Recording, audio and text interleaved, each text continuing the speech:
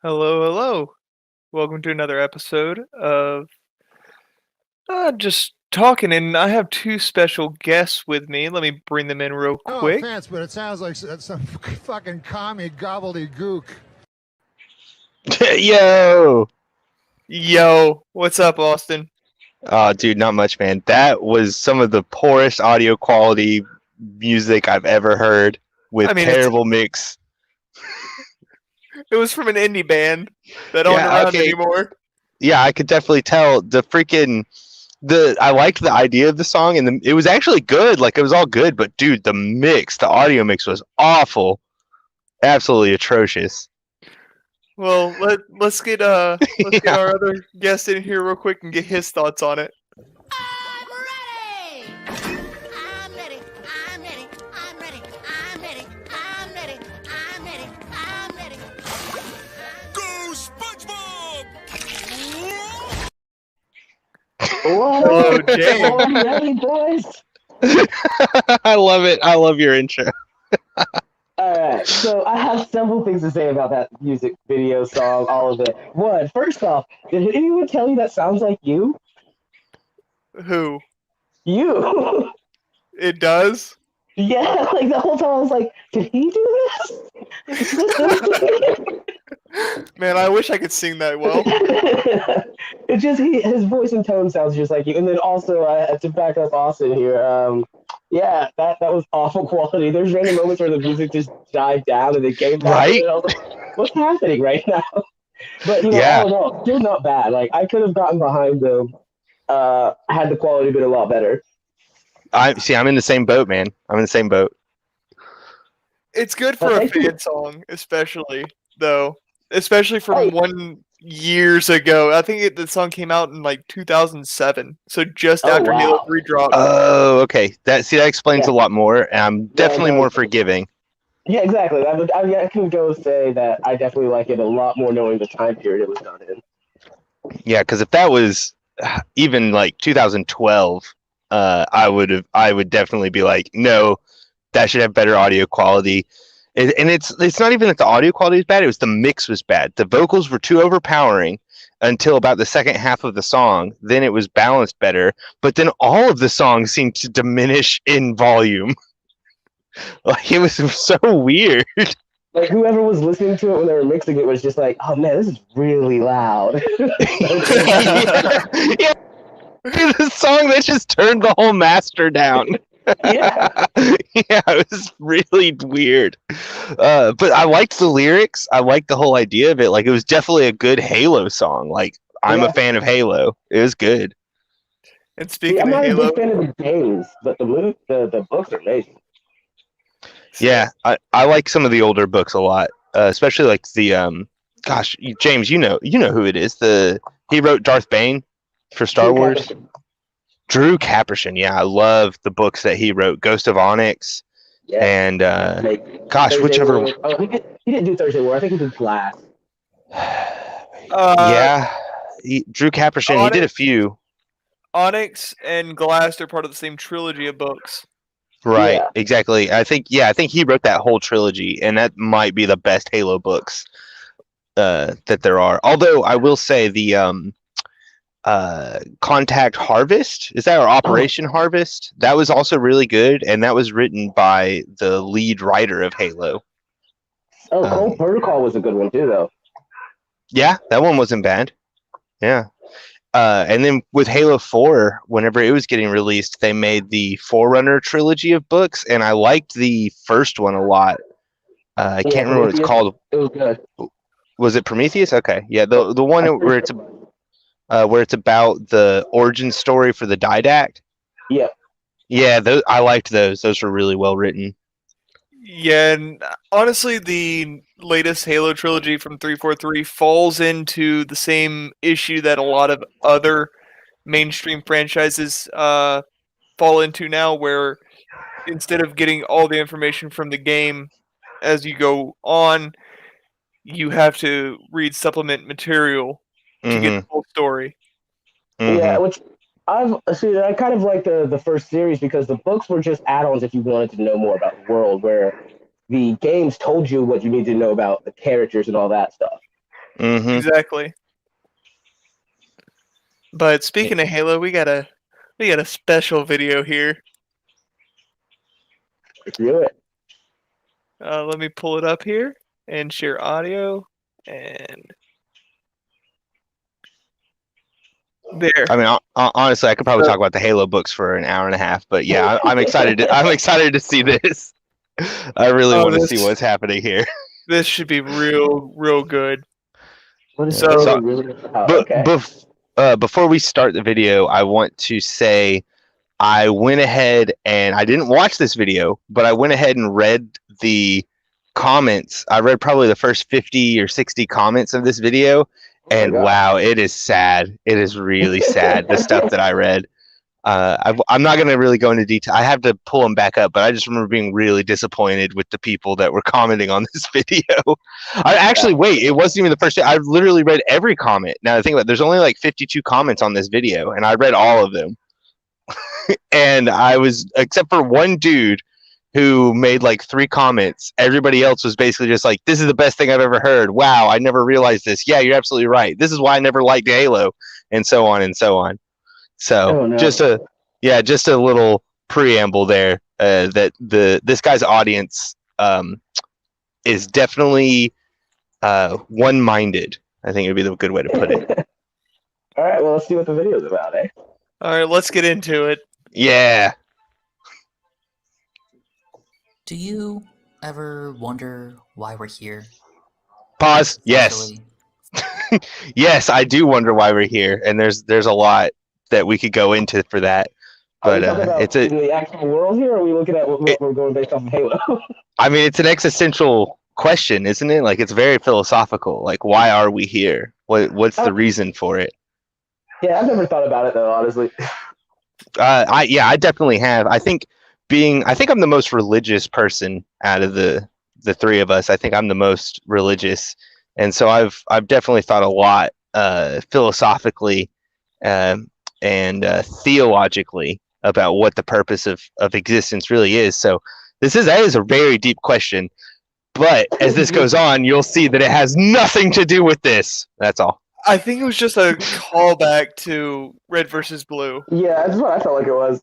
Yeah, but it has no purpose in this video as a callback. Like, because yes, you're both right. It is definitely a callback to Red versus Blue, but it has nothing to do with what we're about to get into. Oh no. Okay. Let's see. physically, politically, me either. Sounds like a bunch of smart brain nerd stuff. I busy my mind instead with what nature intended, basic pattern recognition, which causes me to wonder about some things. Like, for instance, the Halo logo. Does it imitate the Islamic star and crescent on purpose, or is it simply a coincidence? Sure. Okay. What? Yeah, that was a weird question. I've never thought about that at all. It looks like a Halo ring. Yeah, like, Yeah. he had me for a second. Like, I was like, yeah, you know what? He is right. All that like, existential crisis thing is for the big brain people, political, whatever. Don't deal with that. But then, like, is this an Islamic star? No, what? Yeah, well, I mean, instead of thinking about those kind of things, let's just focus on basic pattern recognition, which maybe I misheard him, but he was saying like that's like, I thought he kind of said that in a way of like it's more practical and more applicable to just think about pattern recognition. And it's like, okay, yeah, I guess. I mean, it's easier to think about pattern recognition because it is in the human.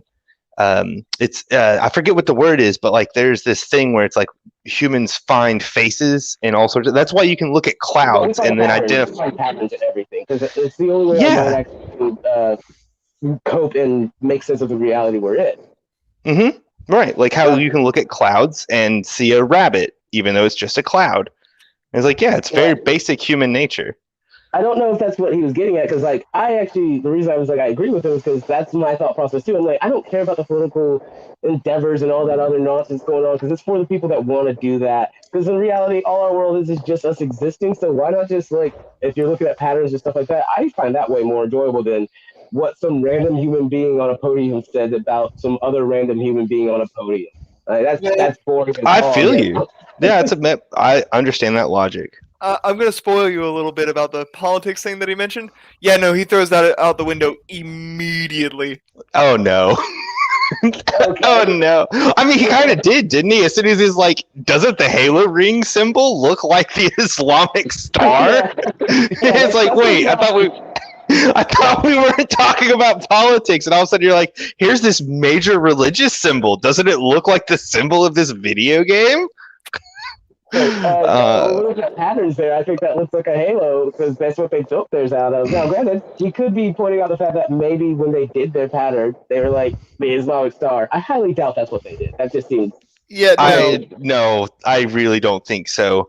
But like, if you're gonna do basic pattern recognition, and then you see the Halo ring symbol, and the first thing you think of is the Islamic star, I think that says more about you.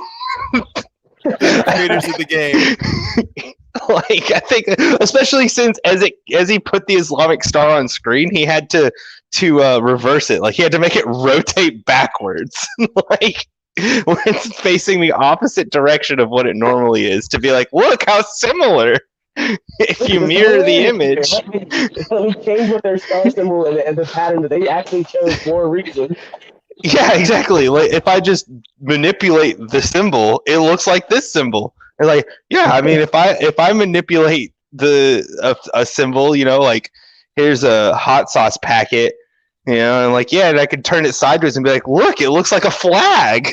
Like, yeah, totally. If you change the direction and orientation, it looks different. You're right.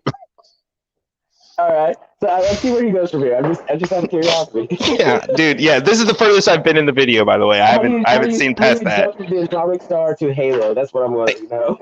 Yeah, let's see this. Early, the Halo logo is intended to refer to the titular Halo Ring, a ring world that doubles as a galaxy-destroying superweapon. If that's the case, why is it missing a section? And what is the dot in the middle supposed to be? Hold on, pause. Why is it missing a section? We blow it up. we blow up the ring. Are you talking about the symbol on Halo? How the O is missing a section? Yeah. Okay. We blow it up. Yeah. Okay, and the actual hold on. Yeah, after you. So, also, the symbol in the middle of it is supposed to be the arc. You know, the thing that once is fired into the middle of every Halo ring, it eradicates all living life in the galaxy. Oh, yeah. you mean the thing we see at the end of the first game where no, it's not the first game, it's the second game. The thing we see at the end of the second game where the beam starts gathering in the center to start to shoot out to kill everything, that thing, that's the dot in the middle. You know, the dot we see in the game in the middle of the ring? That thing? Yeah, that's that thing. It? Oh, wow, what a shocker. Okay, so another thing, because I as a huge Halo fan, I've actually looked into a lot of the development cycle and process. And originally, Halo 1 was set on a Halo ring that was already destroyed. So it was already missing a chunk out of it. And the developers jokingly refer to it as the railroad tracks, because if they show, you can actually look this up in some behind the scenes footage. They show it off in the early build where when you look at the skybox, you see the Halo, and then you eventually get to the destroyed section that looks like there's just a couple railroad tracks connecting the Halo back together. And so that's what, you know, when you're talking about development cycle, the symbol was finished before the game was probably finished. So they were referring back to the Halo design originally, where part of the ring was already destroyed. So, okay. I didn't know that. So what you're saying is it's not supposed to represent the Islamic star. Hey, you know, it might actually. It just might. They might have been sitting down to make this game, and they're like, how can we reflect the imagery of Islam in our game in 1998? Oh, man. That was a hot button topic in 98 was Islam. All right. let's keep going. Hey, for my sake, can We you know back it up now like what's- 3 seconds? Whatsoever that Okay. Sorry, like 3, because I started talking before I heard the beginning of this sentence. dot in the middle supposed to be. There can be no doubt whatsoever that the Halo games borrow heavily from religion. The games are literally called Halo, a reference to artwork where golden rings can be seen on top of people's heads to No, No, no, no. I doubt it. Like, I'm sure there was some religious thought process or aspects, not even thought process, aspects of the game that may have bled, but I doubt that's what their thought process there was like. Let's make it religious, like, because I get the idea that the Prometheans and the creators were like this deep, like beings to everyone else except for the Yeah. humans, and so like, yeah, maybe they created it out of like religious purposes as characters, and who knows, maybe that's what the creators of Halo wanted, but I doubt they went that deep into it. the reason it's called Halo does somewhat mirror Christianity. However, it's because that is what the prophets in the covenant call them. Actually, I'm gonna have to correct you on that, right? Because, Oh, like I please said, do. I know a lot about the design and everything because I've watched hours and hours and hours of behind the scenes and interviews and stuff like that. Stop Okay, get to the point.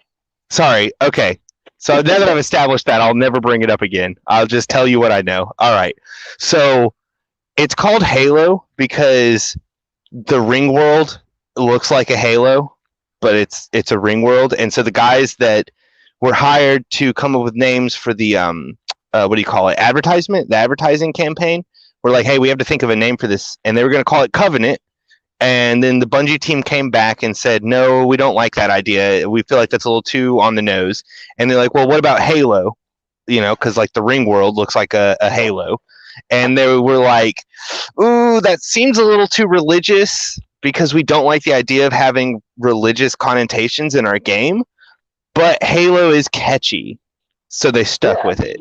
So they literally acknowledged that does seem a little religious, but we do like the name. But it was never Halo because of the iconography of what halos look like in ancient art. Now, he did say one thing right, which is there is a lot of religious stuff when it comes to the Covenant, because their whole thing is a religious hierarchy. What would that be?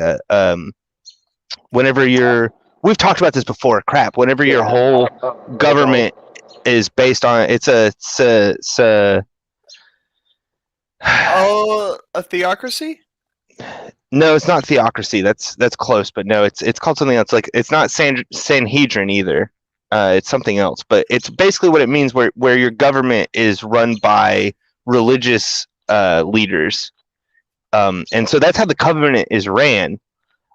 So he's right about that there is a lot of religious stuff when it comes to the Covenant, but the name Halo itself has nothing to do with religion. It has to do with the fact that the ring world is a circle, which could be called a halo.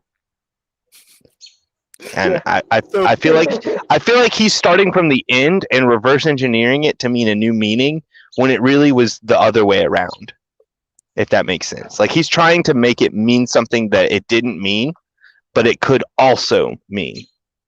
Yeah. The thing is, if you're going to create a video like this, what do you think you would do some research? It shouldn't just all be speculation. If you're going to theorize, you should do some deep dive into your theory. And make it makes sense. Yeah, but the first thing he basically said was like, let's ignore everything and just do pattern recognition. So he's essentially saying, I'm not going to look into this at all. I'm just going to tell you what I see on a surface level. Yeah, you're right. He is just saying, I'm just looking at it without any actual knowledge. Yeah, there's no journalism here. This is just pattern recognition. Halo, hey, that's Christian. I just think if you're gonna make a vlog of anything and like actually start doing theories, just a little journalism would be necessary. Well, you think. Like, don't get me wrong. I know, like, when we do stuff, we're not always like, we don't deep dive into everything we read. We read enough about it to be like, that's interesting. What do you think? Not we just come up with a topic and then immediately start talking about a topic that neither of us have looked anything into. Well, a big difference here is that when we talk about stuff, we just give commentary from our perspective. Where this is like a video trying to convince you to think how I think. Yeah, you're right. All That's right, a very big difference. Yeah, let's keep going. Let's keep going. Where he goes with All right. this. To represent a divine nature or a saintly status. Further, the games are set amidst a war between a coalition of aliens united by religion and humans who seem to be largely secular. Just like the first 2 editions, it's a science fiction story based around a shoot-'em-up video game. You're basically like a super soldier. This is a weird angle that they chose to film that guy at. Yeah. Between 2 monitors. Like, Yeah. Also, they called Halo a shoot 'em up. Wait. You're saying Fox News called Halo a shoot 'em up? Yeah. Yep. Oh my god, I have always laughed at anybody that called shooter games shoot 'em ups, like FPSs, and they're like, "Oh, I really like shoot 'em ups." Like, what? Do you play video games? No. Clearly not. Clearly, Fox does not play video games. One quick thing though, I do want to say is, hey, maybe he did do some research because here he is showing an old Fox of all things, which I've never seen this video, to be honest, because I never thought to look up Fox footage for Halo behind the scenes. If he did any type of journalism, like what was he journalism? What was he looking up here? What was the purpose of this? Could this be a biased narrative he's trying to create? Is there a political reason that he could potentially be using Fox News footage? Is he right wing? Let's see. Is this intentional? But you should back it up like 3 seconds because I would like to hear what Fox News is saying about this guy, or 5, whatever's easier. Oh my god. The first 2 editions, it's a science fiction story based around a shoot-'em-up video game. You're basically like a super soldier and you kill aliens, but I like playing the multiplayer where you just play other people and just try and kill each other. The religion of Wait, pause. What the crap did that have to do with his point? That's what I was asking. What was the point of that video? Because I thought because he said something about the fact that it's like the UNSC are secular and the Covenant are religious, and it's about their conflict. Then he played a video clip that didn't answer, that didn't add to the argument for either side. It didn't say anything. Just added questions. The question is, why did you put me here? God, I wish I had the Dan Aykroyd clip of the skull vodka that he made. Oh, yeah. Now the question is, why did we do this? Well, dude, you gotta get that clip. You gotta get that clip. We're gonna need that in the future for sure. Right. But for real, okay, so he presented an argument, right? Am I crazy? You guys heard it too, right? He presented an argument that the Covenant are religious and the UNSC are secular. Then showed a clip about a dude about Fox News saying it's a shoot 'em up style game, and then a dude saying, "I really like it. I prefer the multiplayer." That was it. That was that video. Okay, yeah, cool. That was it. And like that, you've lost me. Yeah, exactly. Okay. All right. Okay. Let's hold on. Let me back it up a second or two. Okay.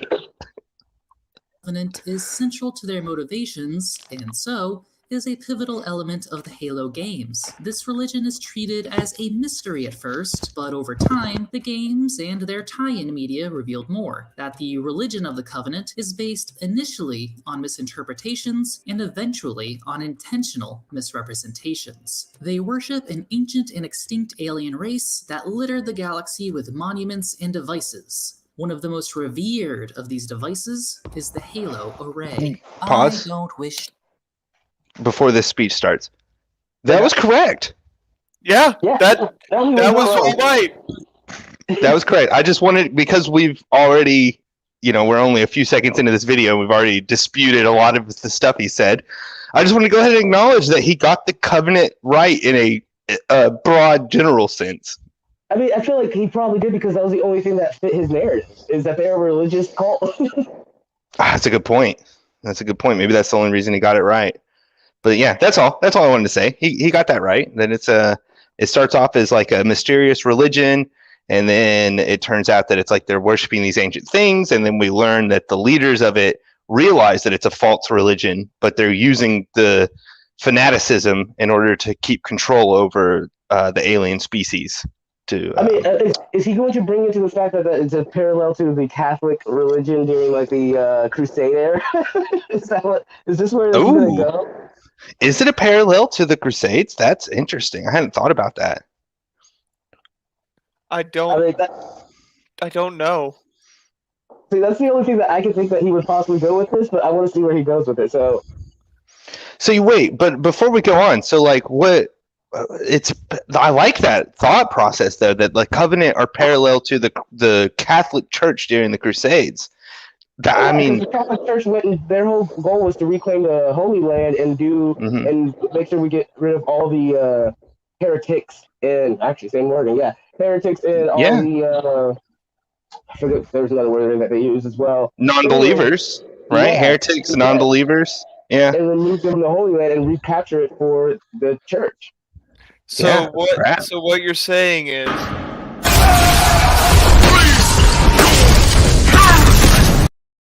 Exactly. Cease the heresy, which is all they talk about in the freaking Halo. All the covenant is just like everything's heresy, and like they even have the arbiter. He becomes a heretic at one point. Right, because he lost control of a religious artifact. Yeah. That's good, man. Oh man, you might be onto something there. I wonder if he's thinking the same thing, because if he is, then I might be inclined to agree with him that it is a parallel story about a religious fanatical group wiping out people for the sake of their religion, and like that makes perfect sense. You know, like just the fact that they're a different religion, and the fact that they or that they're non-religious, right? And then it's like, hey, well, these holy lands, like the Halos belong to the church, and so does the Ark and anything Forerunner. Because like he said, they worship the Forerunner. I don't know, did he mention the Prometheus? He definitely mentioned the Forerunner. He hasn't mentioned the Prometheus yet. Okay, but still, the Forerunner, on a basic level of Halo knowledge, the Forerunner is all you know. Until you start reading all the books, that's when you start learning about the Prometheus. Because I don't even think the Prometheus are mentioned in the games. The only time they're mentioned is in Halo 5, and not a lot of people played through that. Oh, that doesn't count. Yeah, only 1 through Reach count. The rest of them don't count. Keep your biased opinions to yourself. Okay, yes, sir. All right, so let's see the Catholic. Let's see what I really like that theory a lot. To bore anyone with an extensive detailing of the dense and convoluted greater Halo narrative. Though know that these revered ancient aliens are known as the Forerunners, and they created this Halo array to cleanse the galaxy of a parasitic life form known as the Flood. Once the Flood was defeated, they seeded the galaxy with life from a massive space habitat called the Ark. The Flood, the Ark, like the Old Testament story of Noah. Yep. No, subtlety is not one. No. Okay. I agree with him on this. Yeah, what do you got? I see the idea of the Flood being like, the Flood, like whatever, and the Ark. But at the same time, they, at least book-wise, they actually did just start seeding in order to make everyone more advanced. But they weren't going to do it manually. They were just going to watch them grow and kind of help them along the way. And then the Flood became a threat, so they were like, oh, we need to do something about that. Like, they didn't go out of the way to build the Ark in order to primarily save lives as much as they were just like, we collect these species all across, because they've been doing it for millennium upon millennia, and like just doing that throughout the whole course of the galaxy's history. And they had the universe galaxy wiped out multiple times, and they're like, we'll just try again. Hopefully this parasite, we can get rid of it. And like, So the arc wasn't just intentional for the flood itself; it was just a thing that they were doing. They were They were essentially mad scientists. I think you're right. I don't remember if they built the Ark first or not. I know they built the Halos after the flood, but you might be right that they actually built the Ark before. But the Ark was well before, because they were literally just seeding planets. They were mad scientists seeing what would happen if they put animals and different species on different planets and see what took place. Yeah, and that's why like 3 to 4 times before they put them on Terra. Yeah, right, because the humans in the books actually were spacefaring before they were wiped out, and then according to the Halo lore, all of our recorded history from our lifetime is from the Forerunners reseeding us on Terra after they wiped out the galaxy. Yeah. That's why there's a teleporter on Earth. And the reason they put us on Terra in the Halo lore is because before the flood, there was a Forerunner/human war that was raging. Yep, absolutely. And that's also part of the reason they moved us, is the humans kept producing so rapidly and actually jumping up to the Forerunners on like level and abilities. We had power armors that Master Chief is using now when we were fighting the Forerunner. They were just like, if not more advanced. If not more advanced. And they're like, we can't let this species just keep doing what they're doing, because they're going to take over the galaxy eventually, which is why they kept reseeding.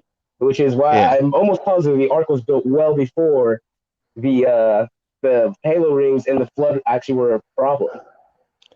Okay, I'll give him one thing: the Ark, the flood, Halo, all of that is definitely religious iconography, but the order in which it arose in the timeline of the story doesn't add up to actual because if we're actually going to take Halo 3's terminals, if you take Halo 3's terminals seriously, and some of the books, right? Because like you just said, the humans and the Forerunner were at war. As the war went on, the Forerunners realized they weren't actually at war with the humans. The humans were trying to escape the flood. So then, after the humans were wiped out and the Forerunner decided to activate the ring, they then reseeded Earth. And according to Halo 3 terminals, the Earth is the Garden of Eden. So it's backwards from the Bible. So it's not quite it's obviously, yes, it's based on religious stuff, because nobody that writes anything comes up with it. There's no such thing as a new thought. It's all, all based on ancient stories. Absolutely. But he's painting it. He's painting the picture in the wrong order for what the story's supposed to be. And maybe because he's only looking at it from the game's perspective, although he said, he's read some books and stuff. I think he said that. And then he's sitting here trying to give us a quick rundown without bogging us down from all the lore. It's just a little wrong. It's just a little backwards. Also, though, we have to take into consideration he's just looking at the patterns, which is where it was like, okay, the word flood. Well, and the patterns are right. I doubt everything. Yeah, so if he's looking at just the patterns, I understand where he came from. It's not right. Yeah, it's not right, but the patterns are right. The Ark, the flood, those are pattern recognition for the biblical Ark and the flood. It's just not. I don't know if he's going the right direction with it, but I am interested to see more. Yeah. All right. One of Halo's strengths. Anyway, the Forerunners desired to select humanity as the inheritors of their legacy. In essence, humanity was to be the chosen people. The Covenant hierarchs, however, believing the Halo array to be the gateway from which to begin a so-called great journey to salvation, and only realizing after some time that the Forerunners they worshipped preferred humanity, began lying about the Forerunner legacy and sought to destroy humanity. In a general sense, he's right. Emergency generators, now! Shielding failed. They're down and charging. As soon as they're up, reestablish contact with This cutscene doesn't. What is happening? This cutscene doesn't add. Yeah, no. He's about to talk about the demon and the great journey, but there's way better cutscenes to use to quickly tell your point about how the Forerunner or the Covenant want to go on the great journey. There's way easier and quicker cutscenes for this. Yeah. Okay. And the best one would probably be in Halo 2, not Halo 3. Yes, exactly. Halo 2, you could do a much quicker cutscene of the Arbiter talking to the prophets and them talking about the Great Journey. Yeah. It'd be way faster. All right, yeah. I guess let's bowl through this because this seems unnecessary. It's gonna drag on. Yeah. Cowering in the dirt, thinking, what, I wonder, that you might escape the coming fire? No, your world will burn until its surface is but glass, and not even your demon will live to creep, blackened from its hold to mar the reflection of our passage, the culmination of our journey. For your destruction is the will of the gods, and I am their instrument. So the Okay, games... okay, hold on. They didn't even mention the Great Journey in that cutscene. They said the journey. Yeah. The journey. But, So if you don't, sorry, go on, James. Sorry. I was just gonna say I felt like that just for the general sense of it, that probably would be enough to convey what's going on in a general sense without going deep into the lore. My problem with it is that, so say I've never played Halo before and I'm watching this video because I like your channel and your stuff and I like the idea of what you're making here, and then you're like, yeah, see, the Covenant, they're all about this great journey thing, and then you play a cutscene where they don't talk about the great journey, they just say the journey will commence or whatever. It's like, wait, you didn't tell your audience anything here. Yeah, like that video, as we established earlier, is just a pointless video. He threw it in there. It was just like, It's the second time that he's played a video that doesn't actually convey what he's trying to convey to the audience. Now, granted, as people who know pattern recognition. No, I mean, like, where is this going? What, like, just look at that pattern recognition. Are we just talking about religious aspects of the game, or are we talking about pattern recognition of, like, what they do? What is happening in this video? I don't know. I mean, we're only like 4 minutes in. Let's see if it all comes together. Oh, God. I mean, we're almost out of the section that says, what is Halo? And okay. Then the rule of cool. Okay, I don't think we're going to learn anything in the rule of cool. I don't think so either. Let's get out of this. Well, maybe the rule of cool we can just watch and we don't have to talk about.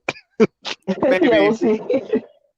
The original trilogy are about humanity defending itself from a genocidal holy crusade while attempting to stop the zealous Covenant from activating the Halo array and effectively destroying the galaxy. Also, the Flood comes back, because there needed to be a second enemy faction to provide a plot twist, raise the stakes, and allow for greater enemy variety. You understand. I don't understand. Have you ever played a Halo game before? No. Excellent. Now, tell me what this is. Wait! Is that the audience? Yeah, I guess the audience is people who haven't played Halo, but I just want to talk about what is this robotic like thing? I don't know. I don't know what it is. It creeped me out. It feels all of his cuts have been unnecessary, and this was the most unnecessary one. Well, I mean, it wasn't unnecessary for me because he totally answered no question, which is, what is this video about for? Or who? Yeah, and it's meant for people who have never played Halo. But if that's the case, then excellent though. That was like a maniacal excellent. Yeah, yes. Like, I don't want people who have played Halo to watch this video. I can morph and twist your mind to my thought. Yeah, exactly. That's what it seems like. That's totally what it seems like. Because, like, the videos that he's used and the statements he's made, if you've never played Halo, you wouldn't be like, wait a second. You'd be like, I guess you're right. You must be right. You're telling me.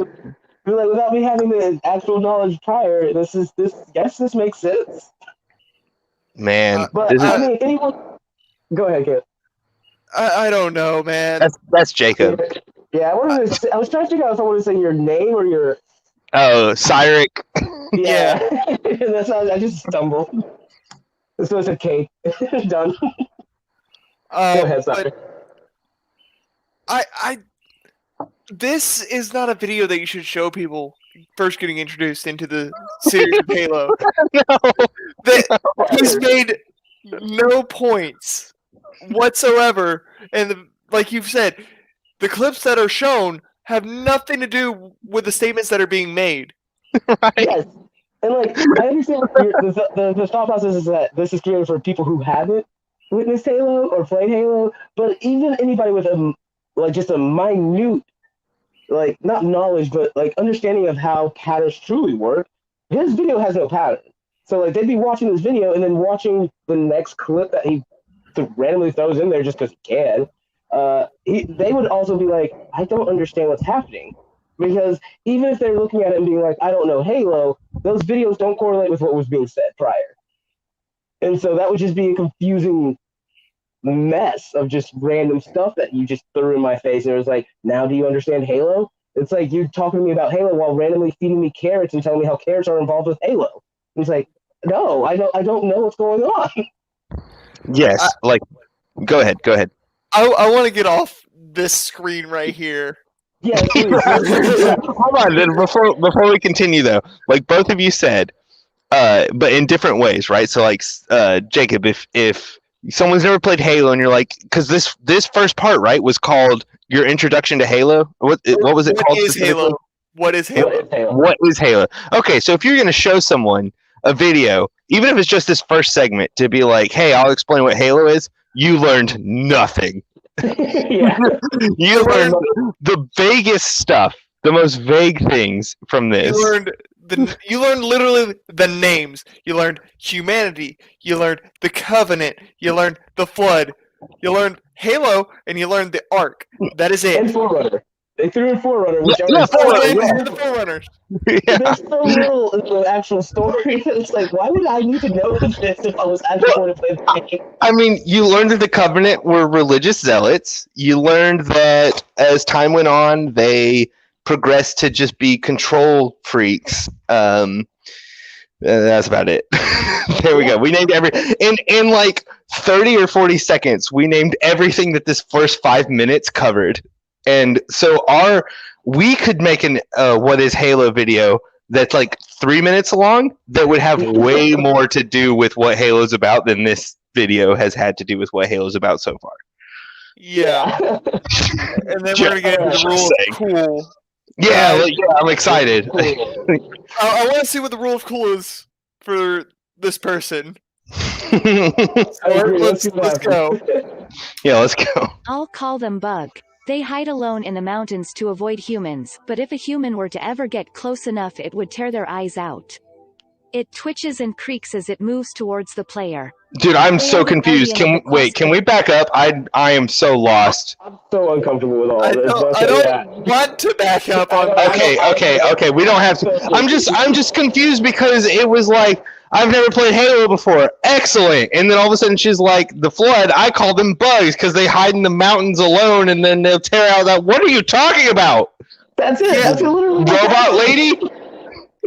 That's literally what happened. So I am following along. I figured I missed something.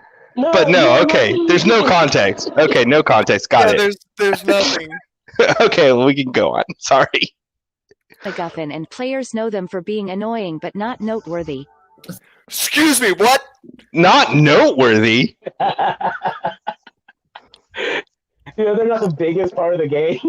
The popcorn aren't noteworthy? Dude, they're the most frustrating things in Halo. Yeah, they're frustrating, but calling them not noteworthy is... Oh my god. An understatement. Because... It's more than an understatement. Oh, yeah, no, it is. It's way more than an understatement. Holy crap. Like, Halo was marketed as this game that you're going to be fighting alien races to save humanity on this ring world, with no explanation whatsoever in any of the marketing about the Flood, because they don't show the Flood. It's a huge plot twist in the middle of the game. Yeah, one of the best missions in my opinion. The 343 Guilty Spark. They're not noteworthy. All right. Yeah, no, they're not noteworthy. You're right. They're just a speck in the scheme of the Halo games. It's like the same thing that on the Crow's Nest in Halo 3. I think it's like the second or third mission. The Crow's Nest, like you know how there's rats that run around and you can actually shoot and kill them. That's basically the flood. It's not really noteworthy, but if you pay attention, you'll notice this small detail. Yeah. So for someone who's like a Halo extremist like myself, I noticed that there's these things you can shoot and they die, but on your normal playthrough, you wouldn't even realize they're there. Dude, if anyone watched this video that wouldn't play Halo afterwards, they would be horrified, right? Because they're like, he lied. There were so many of these things, and they are definitely noteworthy. Like the story of the flood. The story of the flood is integral to the story of Halo. Because without the flood, there would be no Halo. Hold on. In his defense, I think that he's trying to make the point that the popcorn are a footnote, not the flood entirely, but the popcorn. But without the popcorn, you don't have the rest of the flood. Yeah. Also, every time you encounter the popcorn, there's at least like 10 of them. So it's very noticeable. And then isn't there a scene where they basically swarm like an army? Yeah, generally. Hold on. I got a proper response to this robot lady thing. Ability to speak does not make you intelligent. Exactly. Exactly. All right. Well, let's see what happens here. The cool parts. Yeah, the rule of cool. Yes. Through this conflict between a secular humanity innocently defending itself, What is Halo really about? Genocidal alien death cult, we can determine that the message the Halo games are trying to send out into the world is that religion equals bad. Hold on, wait. I never got that. I never got that, honestly. Yeah, what'd you never get? What'd you never get? Because I think you picked up on the same thing I picked up on. Well, he said the message that we get from Halo is that religion equals bad.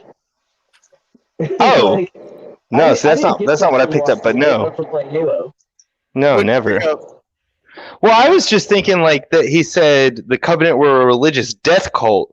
And maybe I'm wrong. Maybe you guys can say that is the case. They are a religious death cult. But I don't know. I never.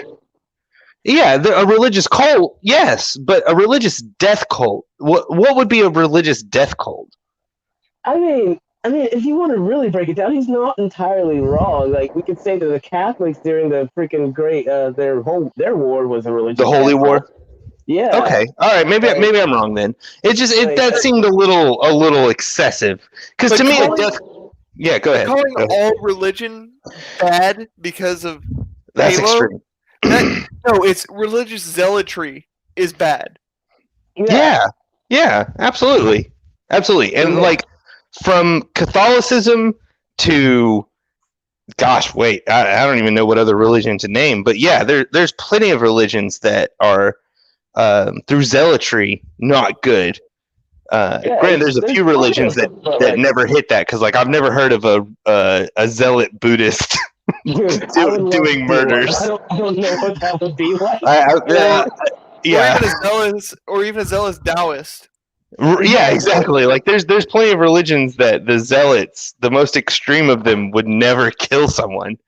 But but just to say all religion is bad, that's a good point. That's a little. Halo teaches us religion is bad. What? He did say this. He said what you could gather from it. He didn't say that's what he thinks. He just said what you could gather from it is that they're saying that being religious is bad, essentially.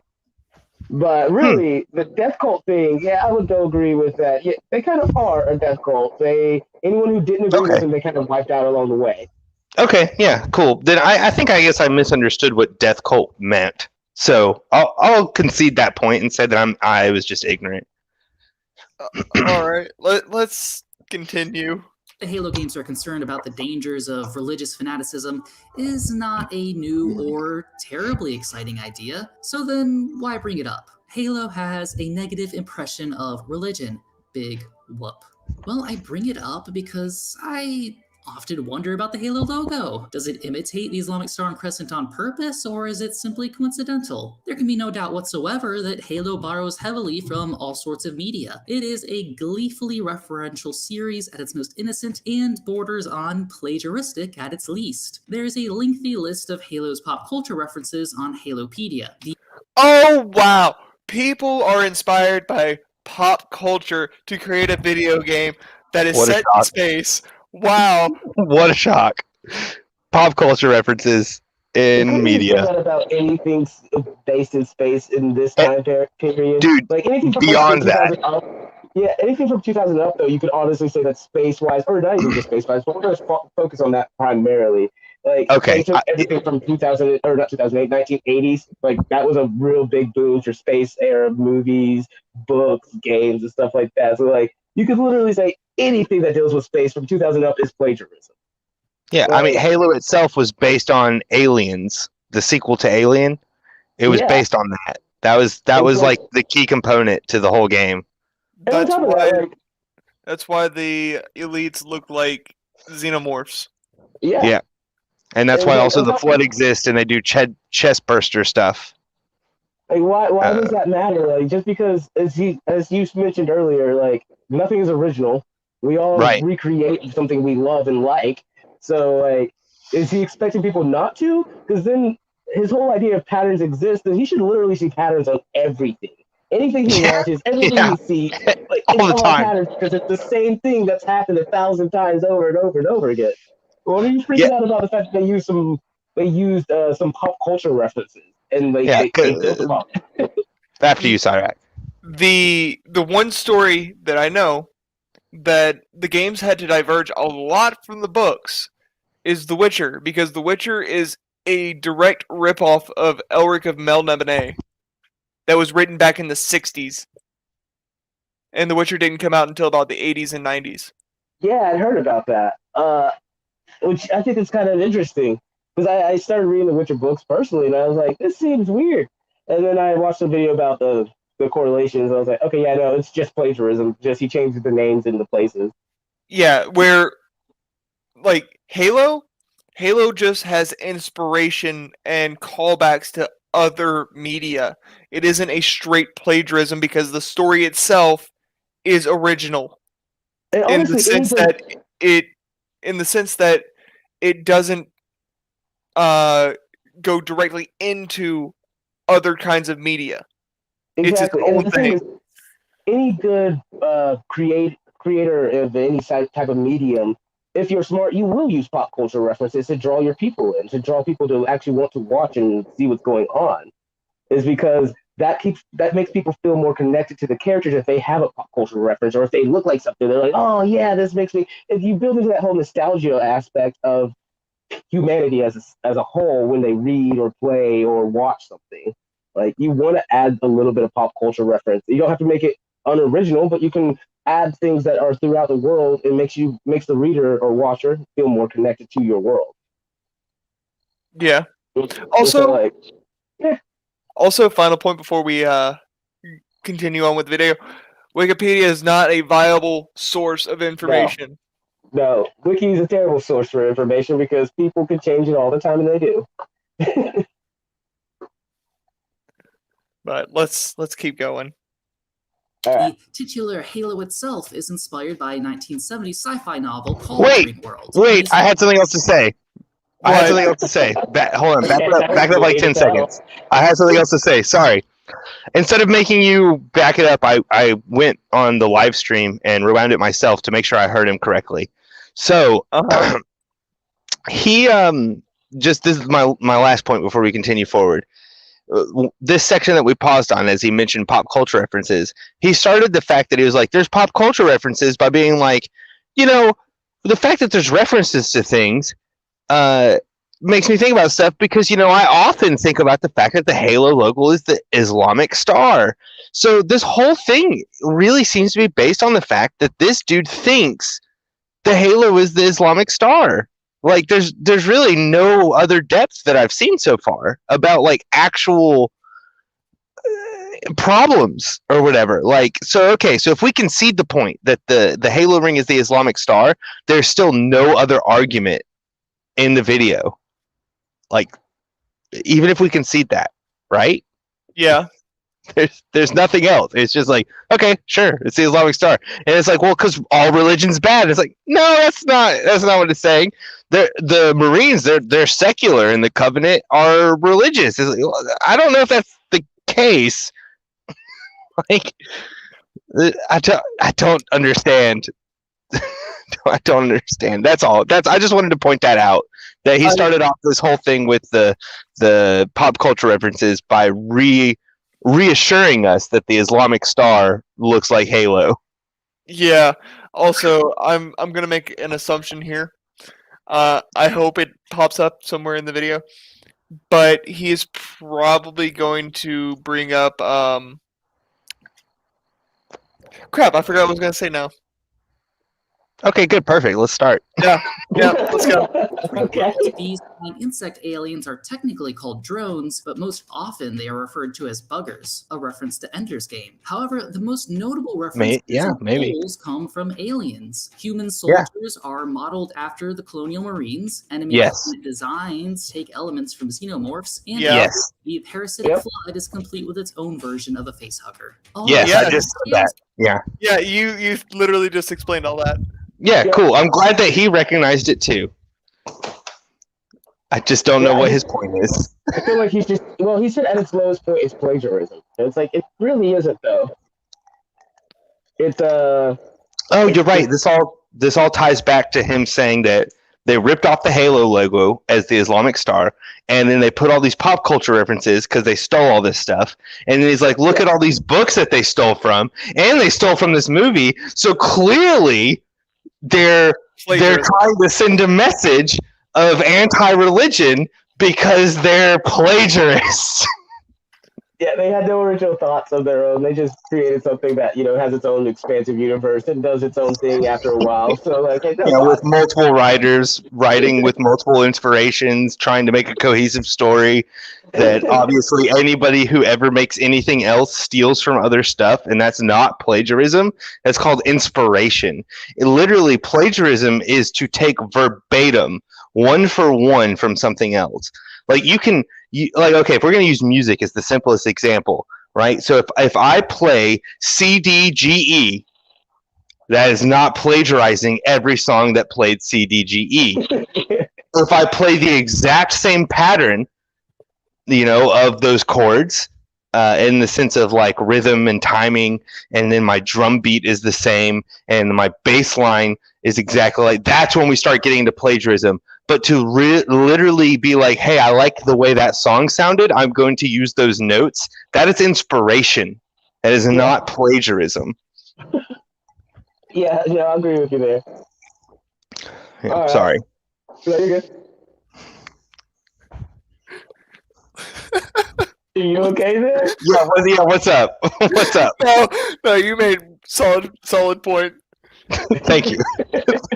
Because my mind kept on coming back to Werewolves of London and Sweet Home Alabama.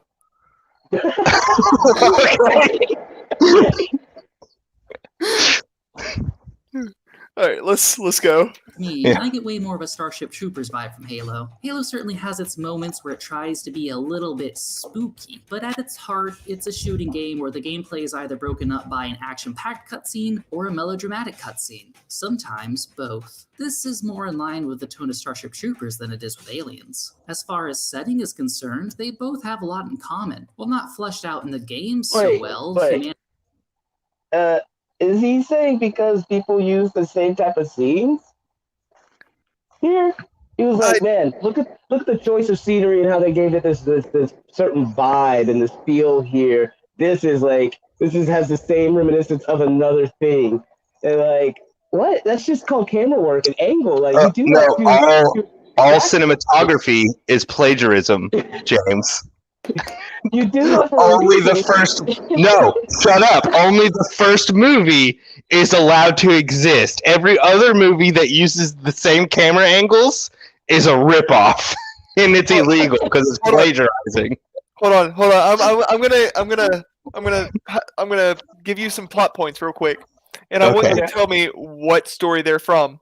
Oh, okay. Yeah, this will be fun. A young adventurer has a call to action. Star Wars. Huh? Star Wars. Hold on. Okay. He meets an elderly old man, and he gets mentorship from this old man. He has a friend that he meets along the way, and another friend that shows up around the same time as the other friend. The three of them continue on the journey to complete the mission ahead, while the old secret mentor, rim. at some point within the story, dies. Sword of the Stone. We just keep using those references. I gave you the plot point of Harry Potter, also the plot point of Star Wars. Also, Yeah, no, I think we've all named movies that works for that. yeah, no, every single movie. You know why? That's the hero's journey. Yep, every hero's Yes. journey needs that.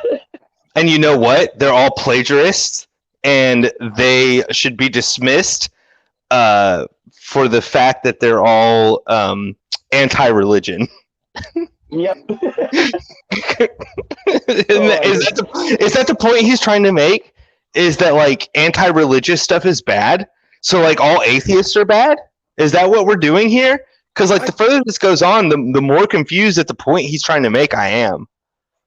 I don't know. I don't think he's gone with the atheist being bad as much as he was saying, like, I think his standpoint of view is that they're mocking religion and he's not okay with it, from what I've gathered at least. So atheists are bad, and comedy maybe. is bad. Maybe. Yeah. Another thing though is like he mentioned Starship Troopers. If we're gonna mention Starship Troopers, which I think was written back in like the freaking 50s, I might be wrong. It might be 70s. But anyways, 70s, okay. yeah. So if we're gonna say things that rip off the Starship Troopers is plagiarism, then literally anything ever with power suits, anything, anything that has somebody like get in a suit of armor that's like Fallout, right? Fallout, and then there's not Just Cause. There's the other one. Anyways, sorry, I can't think of all of them offhand. Clearly, because there's too many. But anything that has power armor is plagiarizing Starship Trooper, because it's the first one to come up with power armor. It was the guy that wrote it was the first person to ever come up with power armor, where you wear a suit of armor that's as strong as a tank. The power armor in Starship Troopers is stronger than any power armor we've seen in fiction since then, because that was that you were a jet plane with armor of a tank that could launch mini nukes off your shoulder, and they would literally only send 3 people in to deal with conflicts, and they would take whole countries over themselves.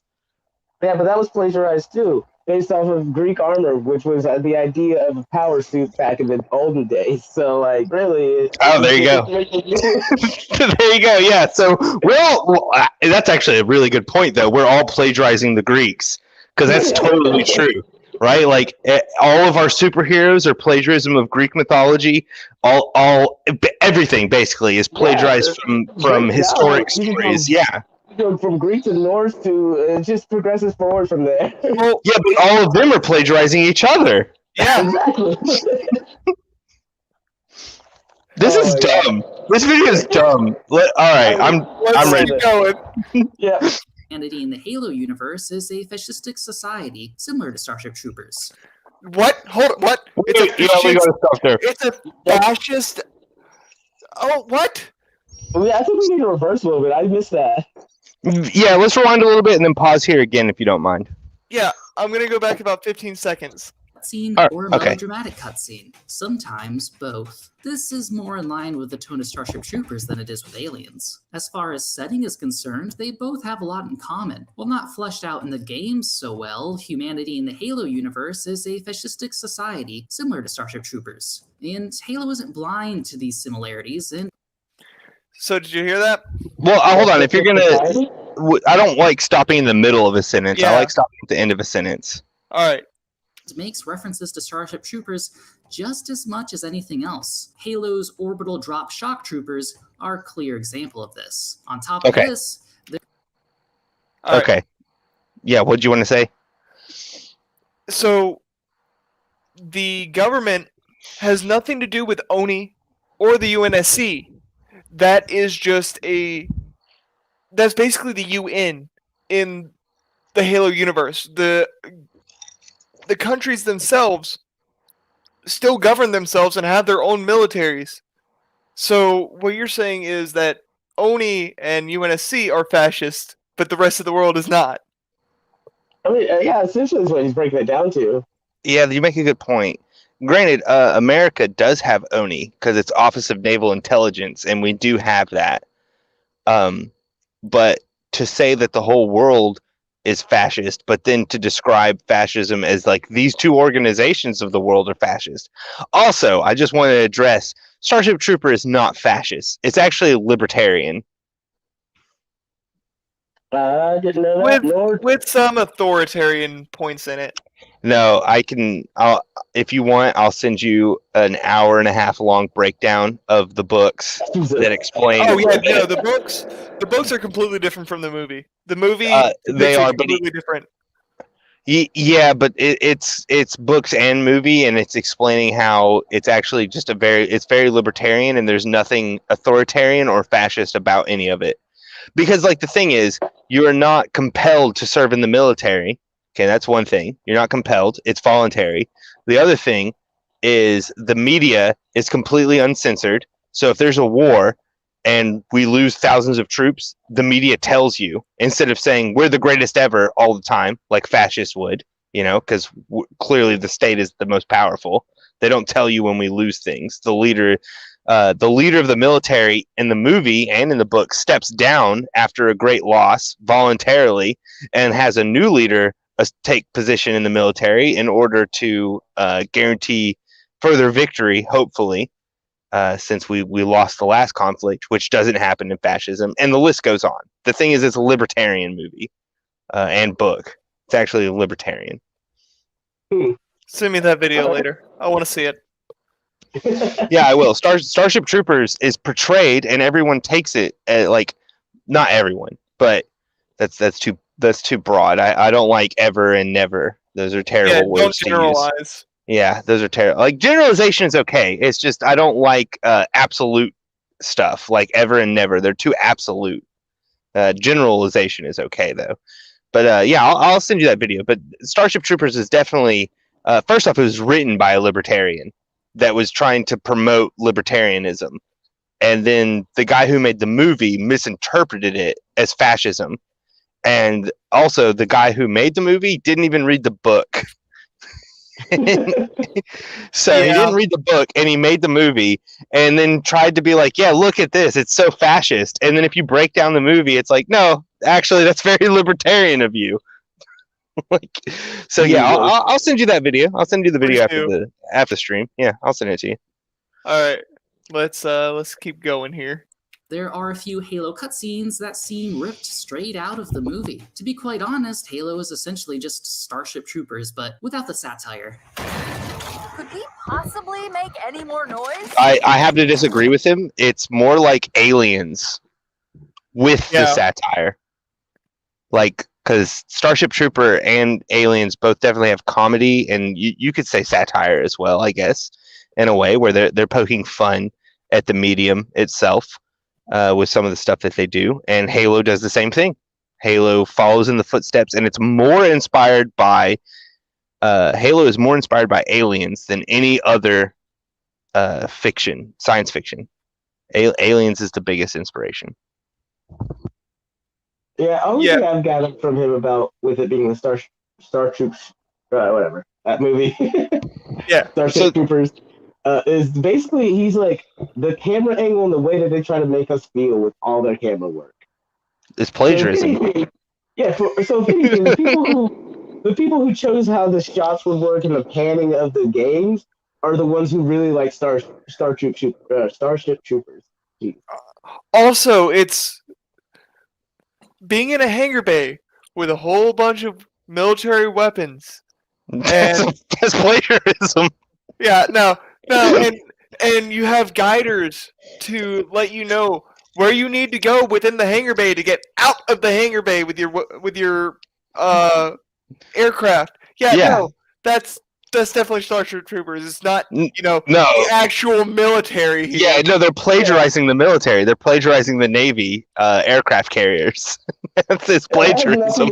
That has nothing to do with how operations work, so we don't crash into each other when we all decide I want to leave right now. I definitely don't have 4 years of experience with this whole thing here. So I do want to point out that we're in the rule of cool section, which has so far to me been worse than the what is Halo section. Yeah, what is this rule of cool? I have yet. Yes, James, exactly. What is cool? I have yet to see what is cool. The weaponry. The weaponry is cool. Yeah, but his whole argument for this whole section has been that it's just so the rule of cool that he's setting up is that it's just rip off of all this other stuff. So it's really not cool. Is that what he's getting at? It's really not cool. The rule of cool is that it's so cool. Look how cool they are ripping off everyone else. So it's like it's satire, right? He's doing satire by not actually saying it. Yeah. And pretending that it's not. Pretending that You're right. It's satire. It's satire. It's satirization because the title of the chapter is the rule of cool, but in reality, what this section is about is that they're ripping everything else off. So everything that was cool, so it isn't cool. Yeah, James, I think you're right. Let's find out. Let's see what else is in this section here that definitely isn't the rule of cool. Please do. Yeah, please do. I guess so. I don't say all this to disparage Halo, except Oh, sure. I do Yeah. a little bit, but it's my nostalgic video game that I adore, so I'm allowed to. Okay? Great. These are all references and sources of inspiration. What Halo does with these borrowed elements is to make its own unique world with its own unique vision. And this is something that is common in storytelling and art. Think back on how Halos are Thank you for acknowledging that. Thank you for acknowledging that it's what all storytelling does. After disparaging Halo for how far are we into this? 7 minutes. 8 minutes. Sorry. I mean, you can critique Halo because there are some issues with it. Absolutely. But the story itself is more solid than a lot of other stories that are out there. I agree. Until you get to Halo 4. Yeah. Well, my thing is, like, he's saying he adored the Halo. He was like, this was something I adored. It's like, for someone who adored this, I felt like you didn't know, like I said in the beginning, no research, or maybe you didn't understand the game you were playing when you played it. Well, it's obviously Islamic Star. So remember, this whole video is from the perspective of pattern recognition. So he might have adored it, but he's also recognized how vile this creation is that he likes. Thing is, like Shiny FX has said before, if you love something, you can critique it better because you understand it more. Yes, I agree entirely. That's how I feel about Star Wars and Halo, actually, because I've critiqued Star Wars a lot, and it's my favorite movie series. And then I've been wanting to, but we haven't done it yet on the Bear Thing show, because James isn't the biggest Halo fan, but I've been wanting to also go through and talk about all the worst parts of Halo, and but because I love it, so I want to actually sit down and be like, here's the great stuff, and then here's the sucky stuff. But it hasn't happened yet. I've never been a big fan of the games, but I know a lot of Halo books and a lot of the lore, so I could talk Halo. I feel like I know more than this guy who apparently played the game. Yeah, absolutely. That's why I thought this was actually going to be a good video for the three of us to watch, because I was like, James has read not every book, but almost all the books, and I've read almost all the books. And I've played all the video games and read some of the books. I haven't read a lot of the modern stuff. Yeah, I've read Ghost of Onyx. I've read the Reach series. I've read Glassed and such. But yeah, dude, there's a lot of books. There's too many books at this point. Unlike Star Wars, which has just the right amount of books. What's just the right over 100? yeah, like 500 books. It's perfect. It's the perfect amount of books. But Halo's got too many. It didn't need that many books. But Halo's also got all the comics too, like Star Wars does. Oh, I forgot there was Halo comics. I haven't read the Halo comics. They're really good. Oh, that's cool. I haven't read the Star Wars ones either. Sorry, James. What were you saying? Oh, I actually don't remember, so it's fine. Yeah, I hate to cut you. I don't mean to cut either of you off. It's really hard for me to stop talking when I start. It's like Palpatine's lightning. No, you're good. All right. I say let's see what's going on. Yeah, James. Like I'm both of you guys. I'm gonna try to shut up and only talk when someone else pauses the video. It's just really hard because sometimes he says stuff that I'm like, I have to say something here. Oh, But like, no. If you have an opinion, do it. I'm totally for that. I would like for us to get through this video before we have to go. I don't see it happening. I don't see it happening. But okay, let's go. Let's go. All right. Religious art across many different works by many different artists over the course of centuries. And then think about how differently those images can be repurposed for different effects. A halo over the head of Jesus and a halo over the head of SpongeBob technically convey about the same idea of goodness, but one is serious and the other is playful. One is supposed to be in awe of Jesus, while one is supposed to laugh at SpongeBob. These references rely on a cultural familiarity for them to work. For us to laugh at the angelic SpongeBob, we need to have some understanding of Abrahamic conceptions of divinity. And when one makes these references or draws inspiration from these sources, one must be careful with the baggage these sources have accrued over the thousands of years of history. So, Halo, is it careful with its references? Surely what damage could be done by uncritically riffing off of a story Are we about still talking about the rule of cool? entering into pointless forever wars, I think so. and mixing that together with think we Christian are. symbolism to tell the tale of a brutal and terrifying foreign force using their faith as justification for violence. Halo tries desperately to follow a rule of cool. When writing, it's... We finally get into it! Oh my god! It's happening! That's 4 minutes into the change into the rule of cool. He said something about the rule of cool, which I can't. You know what? I'm not gonna argue about the fact that it taking that long because we've done that. It's taken us a while, so it's cool. Yeah, that's fine. But dude, okay, there is a lot that he said there about Abrahamic iconography, and one inspires awe and the other inspires laughs. That I'm not going to debate him on it, but I do feel like he's missed the mark of those things. Yeah, and especially whenever it comes to it being in Halo. But we'll see how this section here goes since... Well, a simple way to put it, right, is that he's like, here's a picture of Jesus, and here's a picture of SpongeBob with angelic wings flying into the sky. If you don't know anything about Christianity and Jesus, the picture of SpongeBob flying into the sky with angel wings and a halo could still be funny without the context. So I don't understand what he was trying to say. Well, he said you gotta be careful of the connotations of it, like the baggage that comes from that. Even if the person watching it and viewing it doesn't truly understand, someone else who's with them could understand and think more of a negative tone. That's why he added the subliminal, or not subliminal, but the background of the Crusaders when he added the Stormtroopers with the with Jesus picture, and then the Crusaders in the back would be like, oh, and this symbolizes Islam. So it's like, well, now this is an attack on religious faith.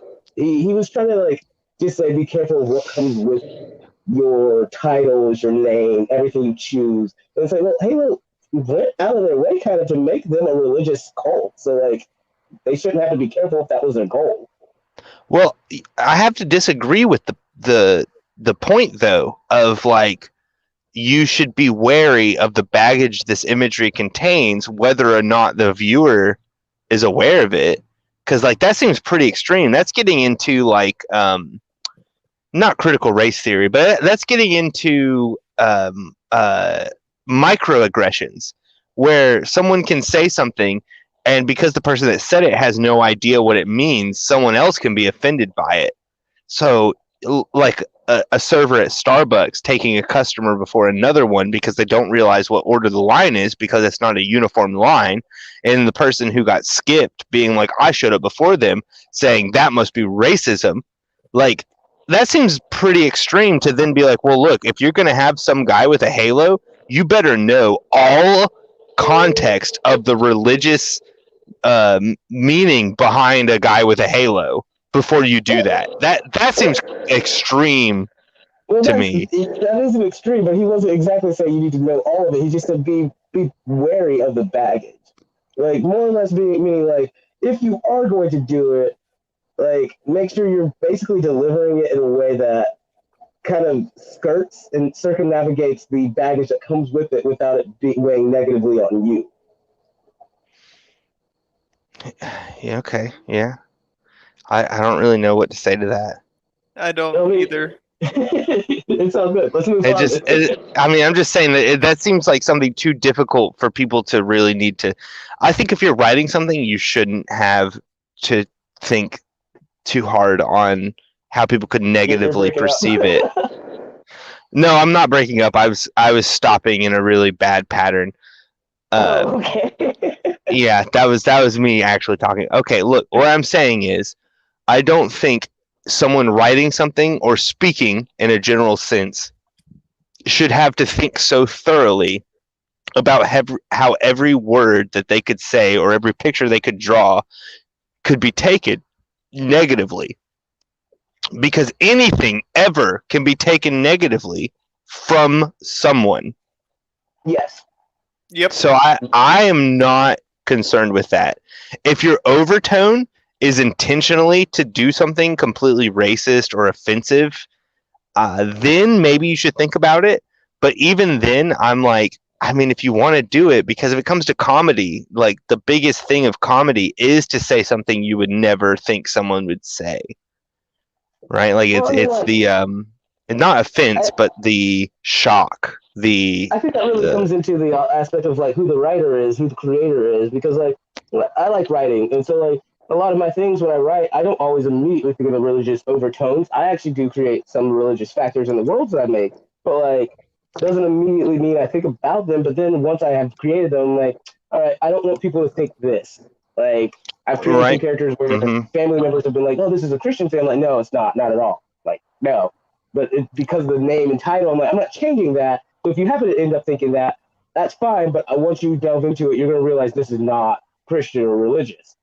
And it's like, so when you're writing something, sometimes you do end up having to think about that side of it of being like, oh man, people aren't going to look at it this way. And I don't want them to. So you might want to change a little bit and tweak stuff here and there in order to make sure that the message that they immediately read when they first read the title or whatever, once they actually delve into it, they realize, no, this is not a thing like this. And like, I think that's the problem with him on this is that he looked at Halo and was like the title. And then he played the game. Oh, jeez. And he was like, oh, man, the game. You're probably right. It's about this, this, and this. And it's like, well, no. Then he's like, let me break it down. There's this religious aspect. So it must be about this with the title mix. And everyone's like, no, they didn't do that. That's crazy. This is absolutely maddening. Well, almost everything you said I agreed with. The only real thing that I disagree with is at the very beginning, you said you have to take the context of the person who did it into account. That, like, in the sense that I think you were saying, like, if someone's telling a joke, you have to think about who's telling the joke. If someone writes a thing, you have to think about the context of who it is that writes the thing. And I have to disagree with that because I think death of the author in those situations. And you just take the writing and the joke as is. And before you respond, even in the sense of like a comedian stands on stage and he says the most racist, sexist, talks about murdering and raping people, you take him out of the context entirely and just take him at his words of this is a joke. Oh, yeah, no. There's things that you could take as a joke, or even things that you could take that you're like, I don't take the writer into context. And even when I was talking about the context, I wasn't talking about the writing person, the person who does the writing, as the context that you have to pay attention to. They, as the writer, have to pay attention to the context. That's all. Okay. Then no, I think I agree with you. Then I think I actually agree with you on that. Yeah, not the people looking at it, just the person doing it, creating it needs to look at their context and be like, how do I make sure people don't take the wrong thing from this? Without changing your stance, because you don't want to change your stance if you're like, I really meant it for it to be this. I don't want to change that. So if they take it the wrong way, that's on them. Yeah, like as in I write a draft for a book and then I hand it to my friend and I say, hey, will you read this draft and critique it? And they come back to me and they say, I wasn't sure how you felt about this scene because it seems really religious or whatever. And you're like, oh, that wasn't what I was trying to convey there. So I'm going to go back and redraft that part until I get that removed. Yeah, I think I do get what you're saying actually, and that's a good point. Yeah, like James, I like to write, and with my books or stories or what have you, because right now I am working on a few things that I'm trying to get out there. One of them is literally just about disc golf, and I've had to redraft it 3 times in one section because it comes off the way that I don't want it to. It sounds more abrasive than what I actually intend it for. Because it's an Exactly. argument. It's an argument between friends, but it's supposed to be a playful argument. Yeah. Or something, and you're like, oh no, I can't have to do that because then people are gonna read it as like, whoa. Yeah. Yeah. Like, yeah, Okay. exactly. It's like, so as the creator, you do have to look at the context and be like, does this portray what I want? And then, like, once it portrays what you want, if other people glean something else from it, that's their own. That's their prerogative to do at that point. But you at least can be happy and satisfied with knowing that what you wanted to put down is what you see. Because honestly, writing and everything else, even creating movies and stuff like that, and artwork isn't really for other people. It's for yourself. Like, it's a selfish act. Not saying like other people don't go out of their way to write and do stuff for people, but like at the end of the day, when you've finished it and you feel satisfied and everything else about it, it's really for yourself, and then you want to share it with other people. So you can't get upset with how they take it, but you should pay attention to, if you are planning on sharing this with someone, how they are going to take it, and does it fit the narrative you wanted. Exactly. Yeah, I think I agree entirely with both of you. Like, you guys make solid points, and I think I misunderstood the argument. So yeah, I'm gonna say I totally agree. I do not agree with the guy who made this video though, and I think he's misinterpreting Halo entirely and making terrible points. I totally agree. But hey, I do want to see where he goes with it though. Yeah, please, yes. And we're still finally in the rule of cool. We're finally into it. Yeah. Good point. We've been in the rule of cool for several minutes, but we're finally him explaining the rule of cool. So let's see where he goes with this. Yeah, for sure. Clear that what they thought should happen in the story should only be whatever seemed like the coolest thing they could possibly do. This results in some strange cutscenes, like this one, where this military leader is asked where troops should go. She then walks away all dramatically and says, "To war." Only for the cutscene to end, whereupon she walks back down to where she was and then starts giving actual orders. It's silly. Yeah, that was Following awkward. This rule of cool, it appears that Halo only borrows elements from pop culture and media that the writers think is cool. The colonial marines and aliens looked cool, so they based their marines off of them. The fact those colonial marines and aliens were insufferable assholes was not brought forward into Halo because that was deemed less cool. Wait, what? Colonial Marines weren't assholes. They were there to do their job, and people were getting in their way. Is he saying they're assholes because they didn't believe Ridley? Or Ripley? Ripley? Yeah, I think so. Why would they believe Ripley? Like, that makes no sense. Ripley had been gone for years at that point. She had been gone so long that her daughter aged and died of old age. So she had been gone somewhere between 60 and 80 years. And nobody had seen a xenomorph besides her daughter. Yeah. No, her daughter didn't even see one. No. No. She did. Alien Isolation is canon to the story. Oh, geez. I'm talking about the movies. I'm talking about Alien and Aliens. I don't know any of the external fiction. So, and in that regard, okay, so I don't know what you're talking about, but in that regard, the reason the Marines are laughing at her, and I guess assholes in his perspective, is because it's been nearly 100 years since her first trek against Alien. And they're like, you're just a crazy lady. All our mission is to go to this planet and reconnect a power converter so that the radio works. You're crazy. And she's the one saying like, oh, they're aliens, they kill people, blah, blah, blah, acid blood. And they're like, yeah, whatever. Yeah, like I said, they're literally just there to do their job, and Ripley's getting in the way of that. Right. And then guess what? As soon as aliens actually show up, they're all like, hey, person with experience. what do you think we should do? And they listen to her. So what is he talking about? Well, I mean, because essentially they start off as assholes. He's not going into the whole aspect that they eventually come around to her. She's just going off with the idea that they start off as assholes. So what you're saying is, this person is leaving out context to why they're being assholes. Yes, he's very Yes. much leaving out context. Yes, I think that describes the whole video, doesn't I was it? gonna say, but we can go based off of everything that we've heard so far. He's left out a lot of context. Let's move on. Hey, Vasquez, have you ever been mistaken for a man? No. Have you? No, what a great line. That's one of the best moments in the whole movie. It's too bad. Dude, Buggers from Ender's she's- Game were brought in Can you because they pause? seemed like a cool. Okay, so I just want to say on that scene, first off, once again, third time he's done a cutaway that actually has no context to what he's saying. But that's one of the best scenes ever. And Vasquez is one of the best characters in that whole movie. Was that supposed to be a scene of them being assholes? Yeah. Because Right? they're being misogynistic towards the one female character there.